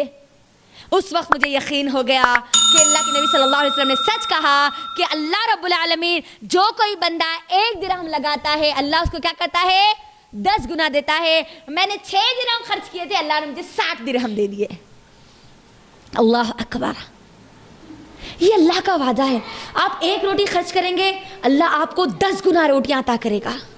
आप 1 घर को खिलाएंगे, 1 घर का खर्च उठाएंगे, अल्लाह आपको 10 घरों से ज्यादा अल्लाह अता करेगा। अता करने वाली जात अल्लाह की है ना। पूरे खजानों का मालिक कौन है, अल्लाह रब्बुल आलमीन है। खास तौर पर औरतें खर्च के मामले में बहुत अपना हाथ को पीछे खींचती है। अल्लाह के लिए खर्च करने वाले बनिए। मर्द अगर खर्च करते भी है तो औरतों को वो मौके नहीं आते खर्च करने के। आप कहीं पर भी ख़ास तौर पे अपने ख़ानदान, अपने कबीले के लोगों को देखिए कि कौन ज़्यादा ज़रूरतमंद है। आपकी ज़रूरत के जो पैसे, उसमें से कुछ पैसे निकाल कर उनकी गायबाना ऐसी मदद कीजिए कि सिवाय अल्लाह के और उस बंदे के आपके अलावा किसी को मालूम ना हो, ऐसी मदद कीजिए। औरतों के पास सदक़ात के बहुत कम मौके होते हैं, वल्लाह बहुत कम मौके होते हैं। जो भी मौका मिल जाए अल्लाह की राह में खर्च करने का, खर्च करने के लिए आगे बढ़ जाइए। अब ये जो सिफात जिसके अंदर आ जाए ना, ये 5 सिफात, उनके लिए क्या है अब वो सुन लीजिए। आखिरी आयत इंशाल्लाह। तोहफे अब उनके लिए क्या है, ये 5 चीज़ें। कौन कौन सी 5 चीज़ें बोलो? हाँ बोलिए, पूरे लोग बोलना, पूरे लोग बयान सुने मेरा। जब वो अल्लाह का जिक्र उनके सामने किया जाता है तो उनके दिल डर जाते हैं, कांप उठते हैं। दूसरी चीज़, हाँ, जब उनके सामने अल्लाह की आयत तिलावत की जाती है, कुरान पढ़ा जाता है तो उनका ईमान बढ़ जाता है। तीसरी चीज़, वो तवक्कुल करने वाले होते हैं। चौथी चीज़, नमाज को कायम करने वाले होते हैं। 5वीं चीज़, अल्लाह ने उनको जो दिया उसमें से वो खर्च करने वाले होते हैं। अब ये जो 5 चीज़ें जिसको दे दी, मिल गई ना, आ गई ना, उनके लिए तोहफा क्या है ये सुनिए। चौथी आयत में अल्लाह उनके लिए बयान करता है, क्योंकि इंसान की फितरत है, वो चाहता है कि उसको रिटर्न कुछ ना कुछ मिले, है ना। अगर वो कुछ करे, कुछ काम करे, तो बदले में वो उम्मीद रखता है कि उसको कुछ ना कुछ तो मिले। भाई फितरत है हमारी, है ना। तो अल्लाह ने मेरी और आपकी फितरत के मुताबिक यहाँ पर चौथी आयत में अल्लाह ने क्या बयान किया। अब ये जो 5 चीज़ें जिसके अंदर आ गई, उलाइका हुमुल मुमिनून हक़्क़ा, अल्लाहु अकबर, अल्लाह के अल्फाज है ये। अल्लाह ने कह दिया कि अब यही लोग मोमिन हैं। ये 5 चीज़ें भी आ गई ना, हम मोमिन की कैटेगरी में चले जाएंगे। अब उनको मिलेगा क्या? अल्लाह कहता है यहाँ पर, लहुम दरजातुन इंद रब्बिहिम, अब उनको उनके रब के पास उनके दर्जात बुलंद किए जाएंगे। दर्जात, जन्नत में उनके दर्जात बुलंद होंगे। और उसके बाद अल्लाह क्या कहता है, व मग़फ़िरतुन, और क्या होगा, अल्लाह उनकी बख्शिश करेगा। व रिज़्क़ुन करीम, और अल्लाह उनको इज्जत वाली रोज़ी देगा। अच्छा, अल्लाह ने यहाँ पर 3 चीज़ों का जिक्र क्यों किया? 5 काम 3 तोहफे, राइट। 3 जो क्वालिटीज थे स्टार्टिंग के, वो दिल से जुड़े हुए थे ना, है ना। वो कल्बी इबादत थी, दिल से की जाने वाली इबादत थी। डरना अल्लाह के खौफ से, ईमान का बढ़ना, तवक्कुल रखना, ये दिल का काम है, ये दिल में होता है। तो जो लोग ये 3 काम करते हैं, उसके इवज में, उसके बदले में अल्लाह क्या करेगा, उनके दर्जात को बुलंद करेगा। चौथी चीज क्या थी, नमाज कायम करेगा। जो नमाज कायम करते हैं उसके बदले में अल्लाह उनकी मग़फ़िरत करेगा, उनकी बख्शिश करेगा। अल्लाह अकबर। फिर जो अल्लाह की राह में खर्च करते हैं, अल्लाह उनको क्या करेगा, जन्नत की वो इज्जत वाली रोजी देगा। अल्लाह अकबर। जस्ट इमेजिन, जन्नत की रोजी, इज्जत वाली। अल्लाह ने पर रिस्कों करीम का, करीम इज्जत वाला रिस्क। अब वो रिस्क के बाद, वो मिलने के बाद कोई जिल्लत नहीं मिलेगी। दुनिया में आपको रिस्क मिल जाए, लेकिन उस रिस्क के पीछे आपको जिल्लत मिले, तो हम वो रिस्क लेना पसंद नहीं करते। अल्लाह 2 वक्त की रोटी दे, इज्जत वाली रोटी दे, राइट। यही बोलते हैं ना, अल्लाह ने इसके अंदर देखिए, गौर करिए, अल्लाह उनको इज्जत वाली रोटी अता करेगा। रिस्कों करीम, इज्जत वाली रिस्क देगा, इज्जत वाली रोटी देगा अल्लाह रब्बुल आलमीन। जो खर्च करते हैं जन्नत की रोजी, अल्लाह अकबर, बगैर मेहनत किए, जबरदस्त वो खाने, वो डिशेस, वो टेस्ट। सोचिए आप, जन्नत के डिशों के ताल्लुक से अल्लाह के नबी ने क्या कहा, वहाँ के खानों के बारे में क्या कहा मालूम है। एक मर्तबा अगर आप वहाँ की कोई चीज़ खाएंगे, जुबान का टेस्ट इतना बढ़ जाएगा। दूसरी मर्तबा जब वही चीज़ खाएंगे तो आप बोलेंगे कि मैंने तो ये चीज़ पहले खाई थी, लेकिन अब तो इसका टेस्ट और बढ़ गया। आप बैठे सिर्फ एक जन्नत के दरख्त के नीचे बैठे, अल्लाह एप्पल खाना दिल बोल रहा, एप्पल आपके सामने आ जाएगा। अल्लाह बिरयानी खाना दिल बोल रहा, जबरदस्त भाप निकलने वाली आपके सामने आ जाएगी। हर ख्वाहिश अल्लाह पूरी कर देगा, हर ख्वाहिश, जबरदस्त इज्जत वाली रोजी। कोई बोलने वाला नहीं होगा, कोई उससे बीमारी नहीं होगी, इज्जत वाली रोजी। अल्लाह अकबर। यहां पर अगर हम ज्यादा खा लें तो क्या होगा, हाँ, हजम नहीं होगा, डाइजेशन की पूरी प्रॉब्लम्स होंगी, है ना, हजमी निजाम खराब हो सकता है। लेकिन वहां पर इज्जत वाली रोजी क्या होगा, वहां पर ना वॉशरूम की प्रॉब्लम होगी, ना बाथरूम की कोई प्रॉब्लम होगी। वहां पर सिर्फ एक जन्नती आ करके डकार लेगा और वो हजम हो जाएगा। बेहतरीन रोजी, जबरदस्त मिठाइयाँ, जबरदस्त शरबतें। जब जन्नती जन्नत में दाखिल होंगे तो अल्लाह रब्बुल आलमीन मछली के कलेजे से उनकी मेहमान नवाजी करेंगे। अल्लाह अकबर। जन्नतियों को अल्लाह खिलाएंगे, वो क्या टेस्ट होगा। ये अंगूर होंगे, ये पूरे अनार होंगे, ये पूरे बाहर की जो चीजें हम देखते हैं ना, ये भी वहां होंगे। बंदा देखकर बोलेगा, अरे ये तो अंगूर है, हम दुनिया में खाते थे, लेकिन जब वहां पर खाएगा तो बोलेगा, क्या मजा है, ये तो मजा तो कुछ और है। दूसरी मर्तबा अंगूर खाएगा, अरे इसका तो मजा और बढ़ा दिया गया। यानी मजा दिन ब दिन बढ़ता जाएगा, बढ़ता जाएगा, बढ़ता जाएगा। दुनिया का हाल क्या है, मजा क्या होते जा रहा, कम होते जा रहा, कम होते जा रहा। पहले हमारे पास होता ये था, जब हम छोटे थे, अगर हमारे दादी सिर्फ अगर खट्टी दाल अगर बनाते थे तो पूरी गले में खुशबू आती थी। आज अगर घर में बिरयानी भी बनाए तो एक हाल से दूसरी हाल में खुशबू नहीं आ रही, राइट। ये मसाले सब चीजें बढ़ गए, हालांकि जब ना मसाले मालूम थे ना कोई और चीज मालूम थी। दुनिया से जन्नत पूरी अपोजिट है, पूरी अपोजिट। यहाँ दुनिया में रिस्क के लिए आपको मेहनत करना है, भागना है, दौड़ना है, सब कुछ आपको करना है। वहां पर मस्त आराम से बैठना है, लेटे लेटे अल्लाह कद्दू की खीर, वो भी टेस्टी खाना दिल बोल रहा, अल्लाह आ जाती है आपके सामने। अल्लाह अकबर। हर ख्वाहिश, मनमानी जिंदगी हम हमारी जन्नत में जी सकते हैं, मनमानी, अगर हम मोमिन बन जाए। आप सिर्फ आपके मन की ख्वाहिश आप सिर्फ मन में कर लो, अल्लाह उसको पूरी कर देगा। इसीलिए अल्लाह ने जन्नत इतनी प्यारी बनाई ना, इतनी खूबसूरत अल्लाह ने बनाई है ना। तो सोचो, अब आप उतनी प्यारी जन्नत के लिए तैयार है मोमिन बनने के लिए, टेस्टी टेस्टी खाने के लिए, इज्जत वाली रोजी खाने के लिए।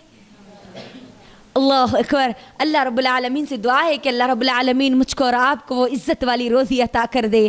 آمین. ہم سب کے درجات کو بلند کر دے, ہم سب کی مغفرتیں کر دے, ہم سب کے اندر یہ مومن کے تمام صفات اللہ پیدا کر دے اور ہر وقت اللہ کو ساتھ لے کر زندگی گزارنے والے بنا دے. آمین. وآخر الدعوانا الحمد للہ رب العالمین. السلام علیکم ورحمۃ اللہ وبرکاتہ.